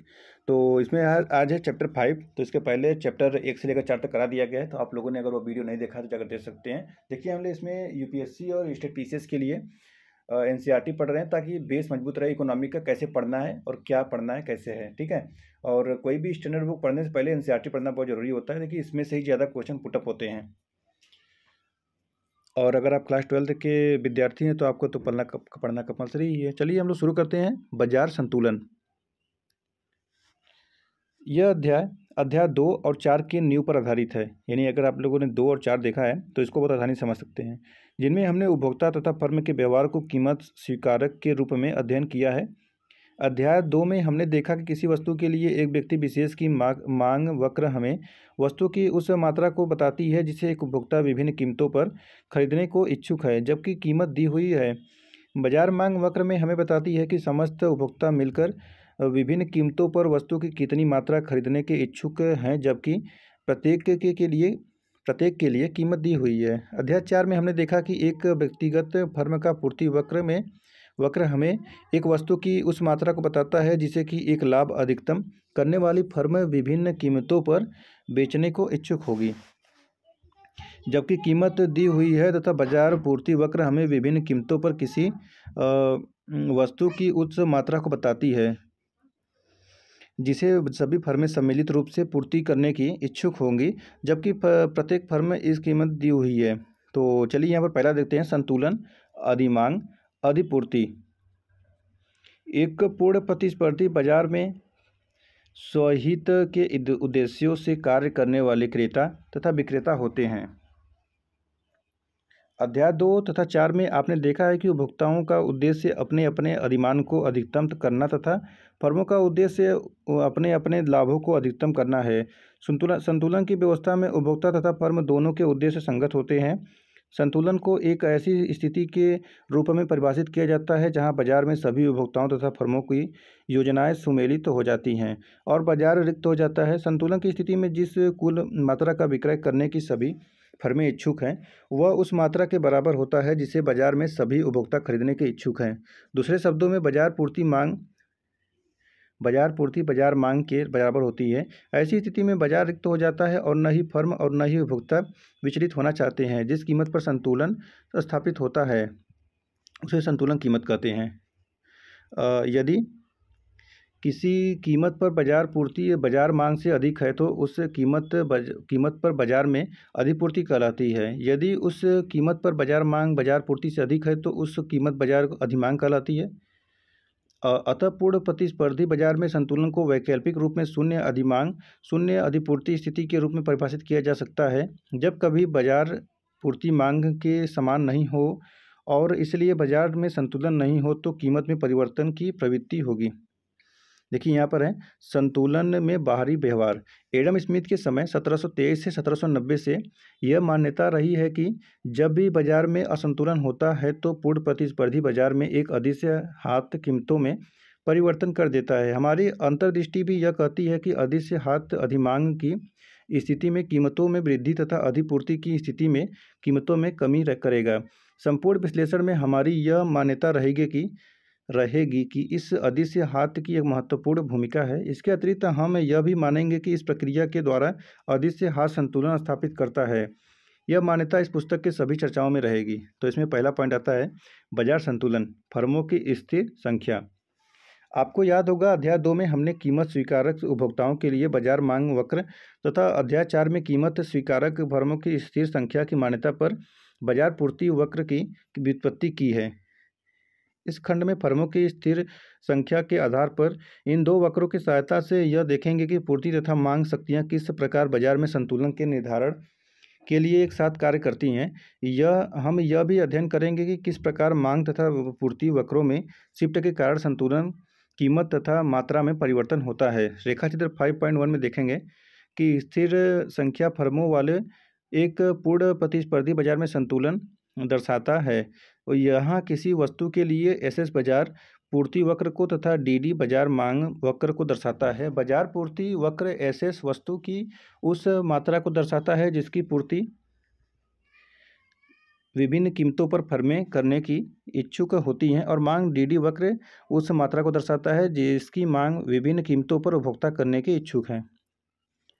अब आगे आता है मांग शिफ्ट। रेखाचित्र 5.2 में पर विचार कीजिए जिसमें फर्मों की संख्या स्थिर होने पर मांग शिफ्ट का प्रभाव दर्शाया गया है। यहाँ आरंभिक संतुलन बिंदु ई है जहाँ बाजार मांग वक्र डीडी तथा बाजार पूर्ति वक्र एसएस एक दूसरे को इस प्रकार प्रतिच्छेदित करती है कि क्यू तथा क्यू क्यू तथा पी क्रमशः संतुलन मात्रा तथा कीमत दर्शाते हैं। मान लीजिए कि बाजार मांग वक्र पूर्ति वक्र के एसएस पर स्थिर रहने पर दाईं ओर डीडी पर शिफ्ट हो जाता है, जैसा कि पैनल ए में दर्शाया गया है। यह शिफ्ट बताता है कि किसी भी कीमत पर मांगी गई मात्रा पहले से अधिक है। देखिए यहाँ पर जैसे दर्शाया गया है, देख लीजिए कीमत यहाँ पे है, नीचे मात्रा है, किस प्रकार दर्शाया गया है। हम लोग आगे बढ़ते हैं। तो एक समान सिद्धांत के विकास के पश्चात अब हम यह समझने के लिए कुछ उदाहरण लेते हैं कि किस प्रकार पूर्व चर्चित कारकों में परिवर्तन के कारण मांग वक्र तथा संतुलन मात्रा और संतुलन की कीमत प्रभावित होते हैं, जिनका वर्णन अध्याय 2 में भी किया गया है। विशेष रूप से हम उपभोक्ता की आय में वृद्धि तथा उपभोक्ताओं की संख्या में वृद्धि के संतुलन पर प्रभाव का विश्लेषण करेंगे। मान लीजिए उपभोक्ताओं के वेतन में वृद्धि के कारण उनकी आय में वृद्धि हो जाती है। यह संतुलन को किस प्रकार प्रभावित करेगी? आय में वृद्धि के कारण उपभोक्ता को कुछ वस्तुओं पर अधिक पैसा खर्च करना पड़ सकता है, किंतु द्वितीय अध्याय में हमने देखा कि उपभोक्ता आय में वृद्धि होने पर निम्न स्तरीय वस्तुओं पर कम व्यय करेंगे, जबकि एक सामान्य वस्तु के लिए जहां सभी वस्तुओं की कीमत तथा उपभोक्ता की रुचि तथा अधिमान स्थिर है, प्रत्येक कीमत वृद्धि पर हम वस्तु की मांग में वृद्धि की अपेक्षा करेंगे, जिसके परिणाम स्वरूप बाजार मांग वक्र दाईं ओर शिफ्ट हो जाएगी।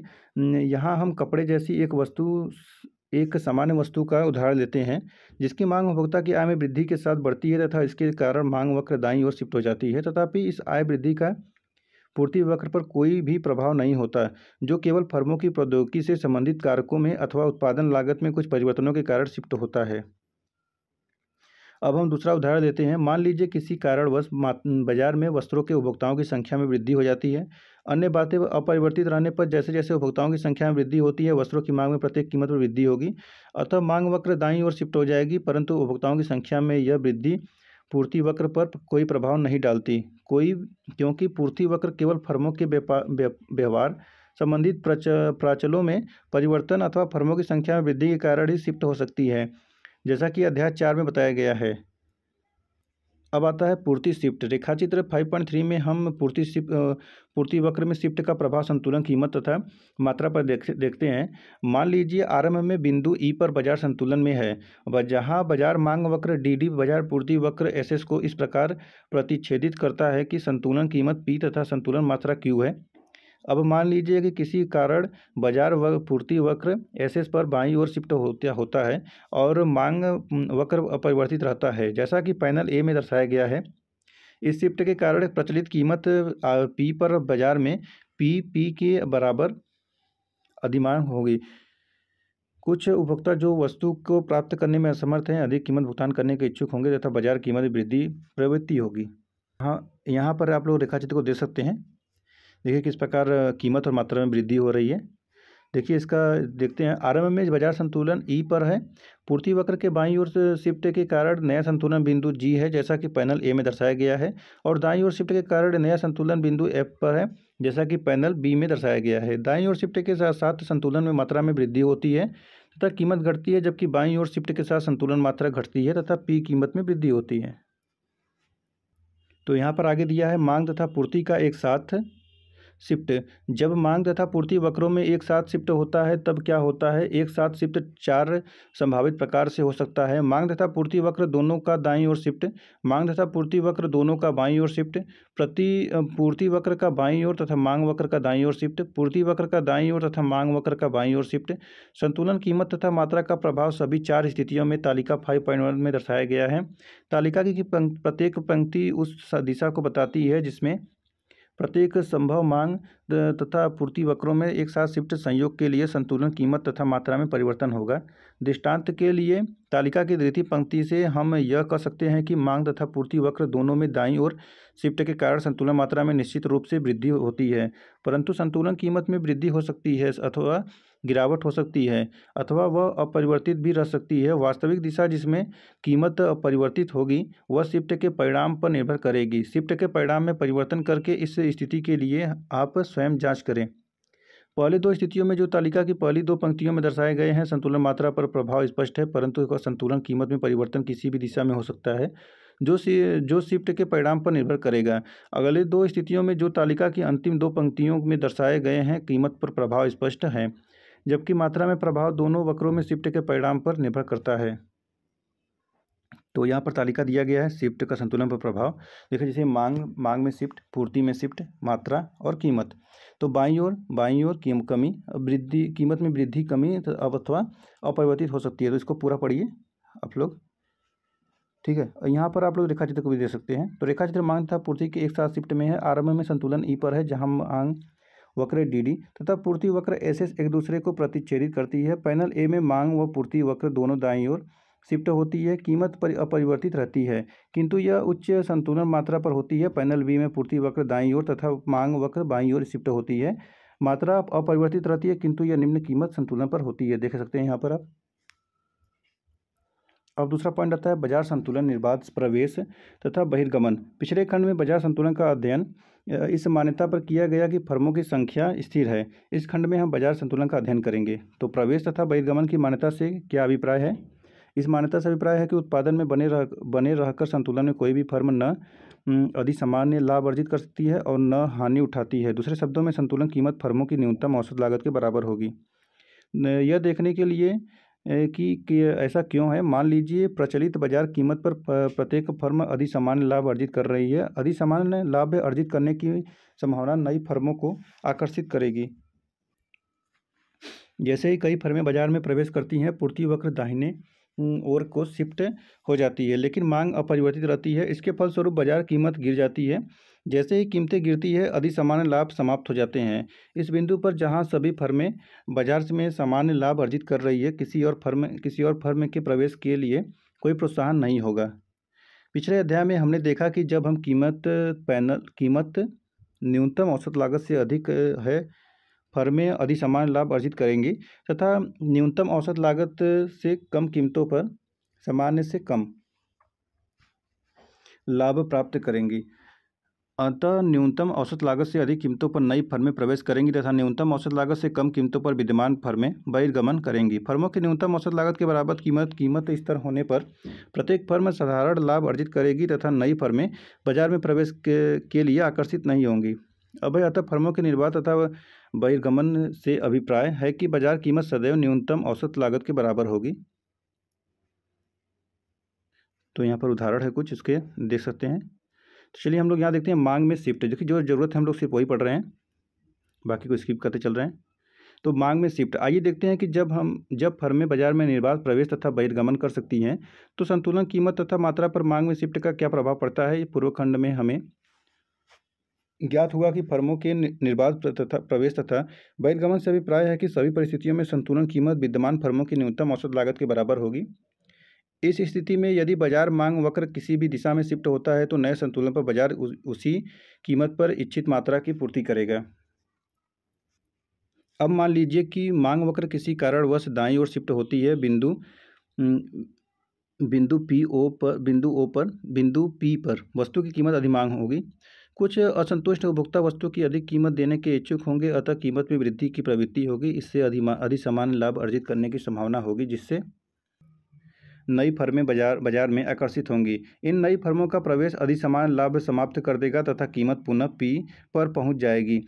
अब उच्च मात्रा की पूर्ति उसी कीमत पर होगी। पैनल ए से हमें यह विदित होता है कि नया मांग वक्र न्यूनतम औसत लागत रेखा को बिंदु ए पर प्रतिच्छेदित करती है। इस प्रकार नया संतुलन पी और P1 होगा, जहाँ P1 और P0 की तुलना में अधिक है।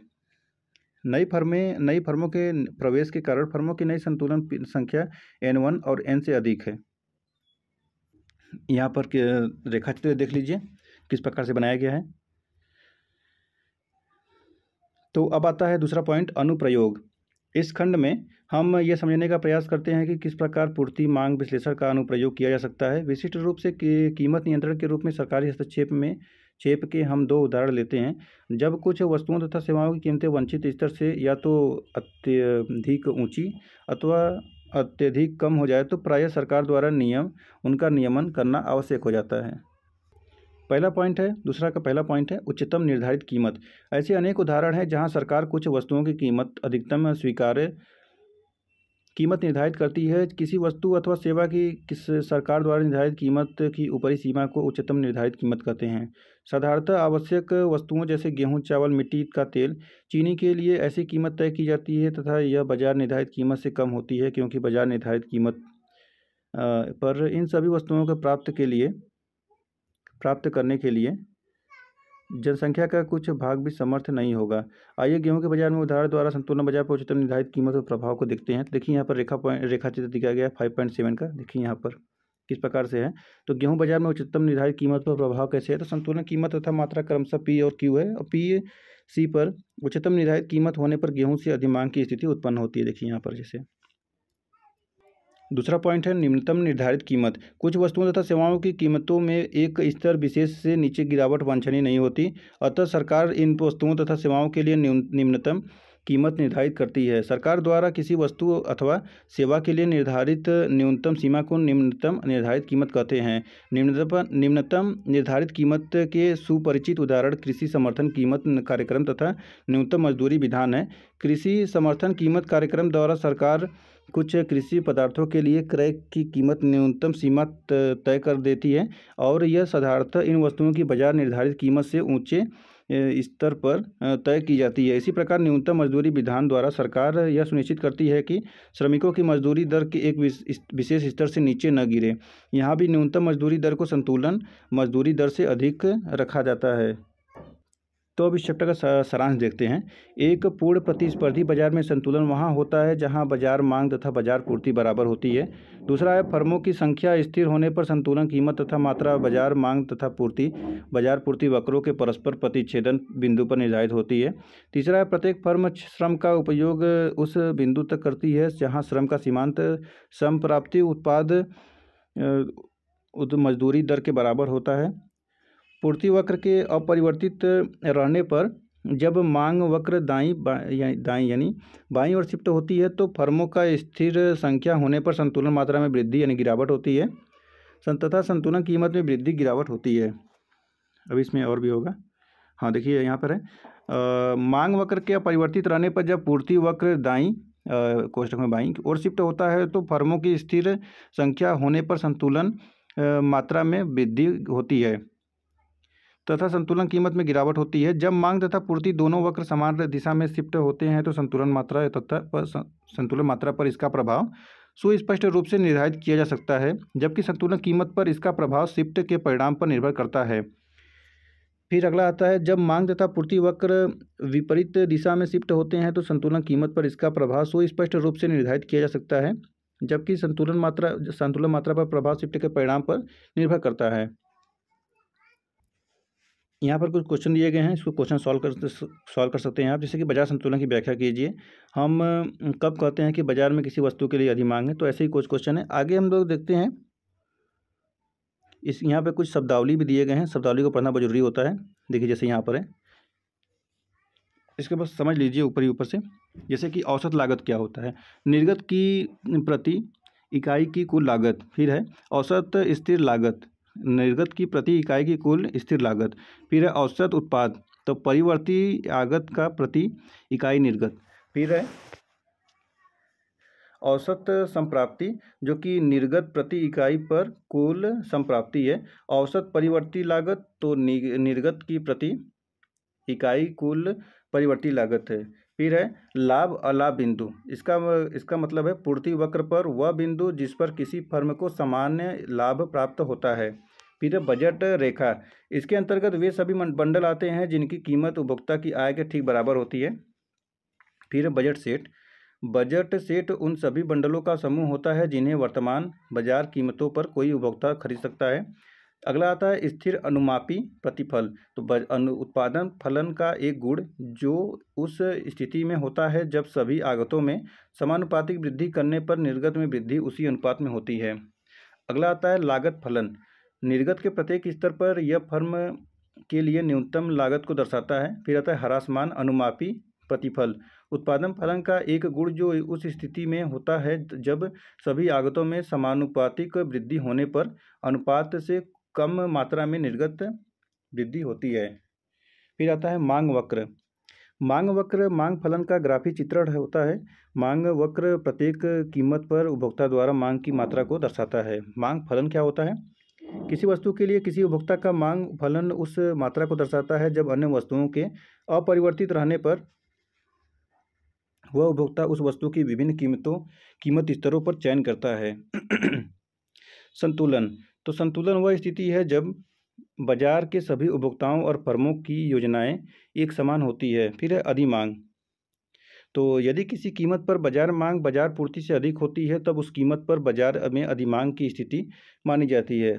अधिपूर्ति, यदि किसी कीमत पर बाजार पूर्ति बाजार मांग से अधिक होती है तब उस कीमत पर बाजार में अधिपूर्ति की स्थिति मानी जाती है। फिर है फर्म का पूर्ति वक्र, यह निर्गत के उन स्तरों को दर्शाता है जिनके उत्पादन के लिए चयन लाभ अधिकतम करने वाली कोई फर्म बाजार कीमत के विभिन्न मूल्यों पर करेगी।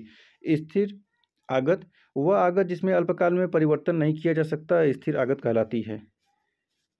आगे आता है यहाँ पर लास्ट है, यह है तो आय प्रभाव, वस्तु की कीमत में परिवर्तन होने के फलस्वरूप क्रय शक्ति में परिवर्तन होने पर वस्तु की इष्टतम लाभ मात्रा में परिवर्तन को आय प्रभाव कहा जाता है। नेक्स्ट आता है वर्धमान अनुमापी प्रतिफल, उत्पादन फलन का एक गुण जो उस स्थिति में होता है जब सभी आगतों में समानुपातिक वृद्धि करने पर निर्गत में वृद्धि अनुपात से अधिक होती है। फिर है अनधिमान वक्र, अनधिमान वक्र उन सभी बिंदुओं का पथ होता है जिन पर उपभोक्ता उदासीन रहता है। फिर है निम्न स्तरीय वस्तुएं, उपभोक्ता की आय के बढ़ जाने पर जिस वस्तु के लिए मांग घट जाती है उसे निम्न स्तरीय वस्तु कहा जाता है। समान मात्रा, दो आगतों के सभी संभावित संयोजनों का सेट जिनसे एक समान संभावित अधिकतम स्तरों का निर्गत होता है। फिर है मांग का नियम, यदि किसी वस्तु के लिए किसी उपभोक्ता की मांग उसी दिशा में जाती है जिस दिशा में उसकी आय जाती है तब उस वस्तु की कीमत के साथ उपभोक्ता की मांग का विपरीत संबंध होता है। फिर है ह्रासमान सीमांत उत्पाद नियम, यदि अन्य आगतों के साथ किसी आगत के उपयोग में वृद्धि करना जारी रखा जाए तो अंततः हम उस बिंदु पर पहुंचेंगे जिसके बाद उस आगत के सीमांत उत्पाद में गिरावट आना शुरू हो जाएगा। फिर है परिवर्ती अनुपात नियम, तो किसी कारक आगत को जब उत्पादन की प्रक्रिया में कम मात्रा में लगाया जाता है तब प्रारंभ में उसकी सीमांत उपयोगिता में अधिक वृद्धि होती है, परंतु एक बिंदु पर पहुंचने के बाद उसका सीमांत उत्पाद कम होने लगता है। फिर है दीर्घकाल, तो इसका आशय उस अवधि से है जिसमें उत्पादन के सभी कारकों में परिवर्तन किया जा सकता है। फिर है सीमांत लागत, उत्पादन में प्रति इकाई परिवर्तन के फलस्वरूप कुल लागत में परिवर्तन। फिर है सीमांत उत्पाद, जब सभी अन्य आगतों को स्थिर रखा जाए तब आगत में प्रति इकाई परिवर्तन के फलस्वरूप निर्गत परिवर्तन। फिर है सीमांत संप्राप्ति, तो निर्गत के विक्रय में प्रति इकाई परिवर्तन के फलस्वरूप कुल संप्राप्ति में परिवर्तन। फिर है किसी कारक का सीमांत संप्राप्ति उत्पाद, किसी कारक के सीमांत उत्पाद का सीमांत आय से गुणा। फिर है बाजार पूर्ति वक्र, यह उन निर्गत स्तरों को दर्शाता है जिसका कुल उत्पादन कोई फर्म बाजार में बाजार कीमत के विभिन्न मूल्यों पर करती है। फिर है एकाधिकारी प्रतियोगिता, तो यह वह बाजार संरचना है जिसमें विक्रेताओं की संख्या तो बहुत होती है लेकिन उनके द्वारा बेचे जाने वाला मद सजातीय नहीं होता। फिर है एकाधिकार, यह वह बाजार संरचना है जिसमें केवल एक ही विक्रेता होता है तथा बाजार में किसी अन्य विक्रेता के प्रवेश को रोकने के लिए पर्याप्त नियंत्रण होते हैं। फिर है एकदिष्ट अधिमान, किसी उपभोक्ता का अधिमान केवल उसी स्थिति में एकदिष्ट होता है जब किन्हीं दो बंडलों के बीच वह उस बंडल को पसंद करता है जिसमें दूसरे बंडल की तुलना में कम से कम किसी एक वस्तु की संख्या अधिक होती है तथा दूसरी वस्तु की संख्या कम नहीं होती। फिर है समान वस्तु, उपभोक्ता की आय बढ़ने के साथ साथ जिस वस्तु के लिए मांग भी बढ़ती जाए उसे समान वस्तु कहा जाता है। फिर है समान लाभ, लाभ का वह स्तर जिस पर किसी फर्म को केवल उसकी सुनिश्चित लागतें और अवसर लागतें ही प्राप्त हो पाती हैं उसे समान लाभ कहा जाता है। फिर है अवसर लागत, किसी कार्य की अवसर लागत से अभिप्राय होता है किसी दूसरे सर्वोत्तम कार्य से मिलने वाले लाभ को छोड़ना।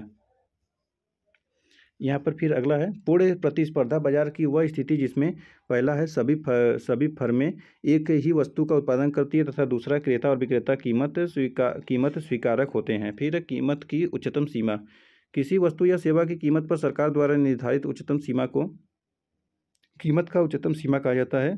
फिर है मांग की कीमत लोच, किसी वस्तु के लिए मांग की कीमत लोच की परिभाषा है वस्तु के लिए मांग में प्रतिशत परिवर्तन को उसकी कीमत में प्रतिशत परिवर्तन से भाग देने पर प्राप्त भागफल। फिर है पूर्ति की कीमत लोच।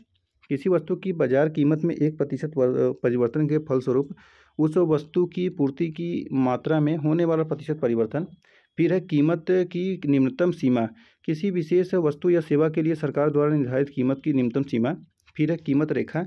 यह समस्तरीय सरल रेखा होती है जो बाजार कीमत और किसी फर्म के उत्पादन स्तर के बीच के संबंध को दर्शाती है। फिर है उत्पादन फलन। यह उत्पादन की उस अधिकतम मात्रा को दर्शाता है जिसका उत्पादन आगतों के विभिन्न संयोजनों का प्रयोग करके किया जा सकता है। फिर है लाभ। यह किसी फर्म की कुल संप्राप्ति और उसके कुल उत्पादन लागत के बीच का अंतर है। फिर है अल्पकाल। इससे आशय उस समय अवधि में से होता है जिसमें उत्पादन के कुछ कारकों में परिवर्तन नहीं किया जा सकता। फिर है उत्पादन बंदी बिंदु। अल्पकाल में यह औसत परिवर्ती लागत वक्र का न्यूनतम बिंदु होता है तथा दीर्घकाल में दीर्घकालीन औसत लागत वक्र का न्यूनतम बिंदु होता है। फिर अगला आता है प्रतिस्थापन प्रभाव। तो किसी वस्तु की कीमत में परिवर्तन होने पर और उपभोक्ता की आय को समायोजित करने पर उस वस्तु की इष्टतम मात्रा में परिवर्तन, जिससे वह उपभोक्ता उसी बंडल को खरीद सके जिसे वह कीमत में परिवर्तन होने के पहले खरीदता था, प्रतिस्थापन प्रभाव कहा जाता है। फिर है अधिसामान्य लाभ। किसी फर्म के सामान्य लाभ से अधिक जो लाभ प्राप्त होता है उसे अधिसामान्य लाभ कहा जाता है। कुल लागत। कुल स्थिर लागत और कुल परिवर्ती लागत का योग। फिर है कुल स्थिर लागत। कोई फर्म स्थिर लागतों को काम में लाने के लिए जिस लागत को लगाती है उसे कुल स्थिर लागत कहा जाता है। फिर है कुल भौतिक उत्पाद। कुल उत्पाद के समान। अगला है कुल उत्पाद, यानी अन्य सभी आगतों को स्थिर रखकर यदि किसी एक आगत में परिवर्तन किया जाता है तब उस आगत के विभिन्न स्तरों पर प्रयोग के लिए उत्पादन फलन से विभिन्न स्तरों के उत्पादन प्राप्त होते हैं। परिवर्ती आगत और निर्गत के बीच इस संबंध को कुल उत्पाद कहा जाता है। कुल प्रतिफल। कुल उत्पाद के समान कुल संप्राप्ति। तो किसी फर्म द्वारा बेची गई वस्तु की मात्रा को वस्तु की बाजार कीमत से गुणा करने पर प्राप्त गुणनफल को कुल संप्राप्ति कहा जाता है। कुल संप्राप्ति वक्र। यह फर्म की कुल संप्राप्ति और फर्म के निर्गत स्तर के बीच के संबंध को दर्शाता है। कुल परिवर्ती लागत। परिवर्ती आगतों को काम में लाने के लिए किसी फर्म को जिस लागत का वहन करना होता है उसे कुल परिवर्ती लागत कहा जाता है। फिर है किसी कारक के सीमांत उत्पाद का मूल्य। किसी कारक के सीमांत उत्पाद को कीमत से गुणा करने पर प्राप्त गुणनफल। फिर है परिवर्ती आगत। वह आगत जिसकी मात्रा में परिवर्तन किया जा सकता है। तो देखिए यहाँ पर ये चैप्टर समाप्त होता है और ये शब्दावली बहुत महत्वपूर्ण है, इसको 2-3 बार पढ़िएगा। इतने शब्दावली के साथ नहीं मिलेंगे कहीं पर भी। और इस प्रकार देखिए ये चैप्टर भी समाप्त होता है और ये किताब भाग 1 का है। अभी भाग 2 जो कि इसमें हम लोग दूसरे वीडियो में पढ़ेंगे, वो चैप्टर 1 से शुरू होगा। उसमें भी लगभग 7-8 चैप्टर है, तो उसको भी ध्यान से पढ़िएगा। ये हम लोग पढ़ रहे थे व्यष्टि समाजशास्त्र, उसमें हम लोग पढ़ेंगे समष्टि। ठीक है, तो बाजार संतुलन के बारे में आप लोग आज जाने होंगे। तो हम लोग अब नेक्स्ट वीडियो मिलेंगे समष्टि समाजशास्त्र के साथ में। तो वीडियो पसंद आया तो वीडियो को लाइक करिएगा और चैनल को सब्सक्राइब करिएगा। देखिए नया चैनल है तो चैनल को आप लोग सपोर्ट करिए। एनसीईआरटी हम लोग बहुत ही मेहनत कर रहे हैं एनसीईआरटी पढ़ाने में। देखिएगा क्लास 9 से लेकर 12 तक पढ़ाना और इतने सारे वीडियो बनाना बहुत मेहनत का काम होता है।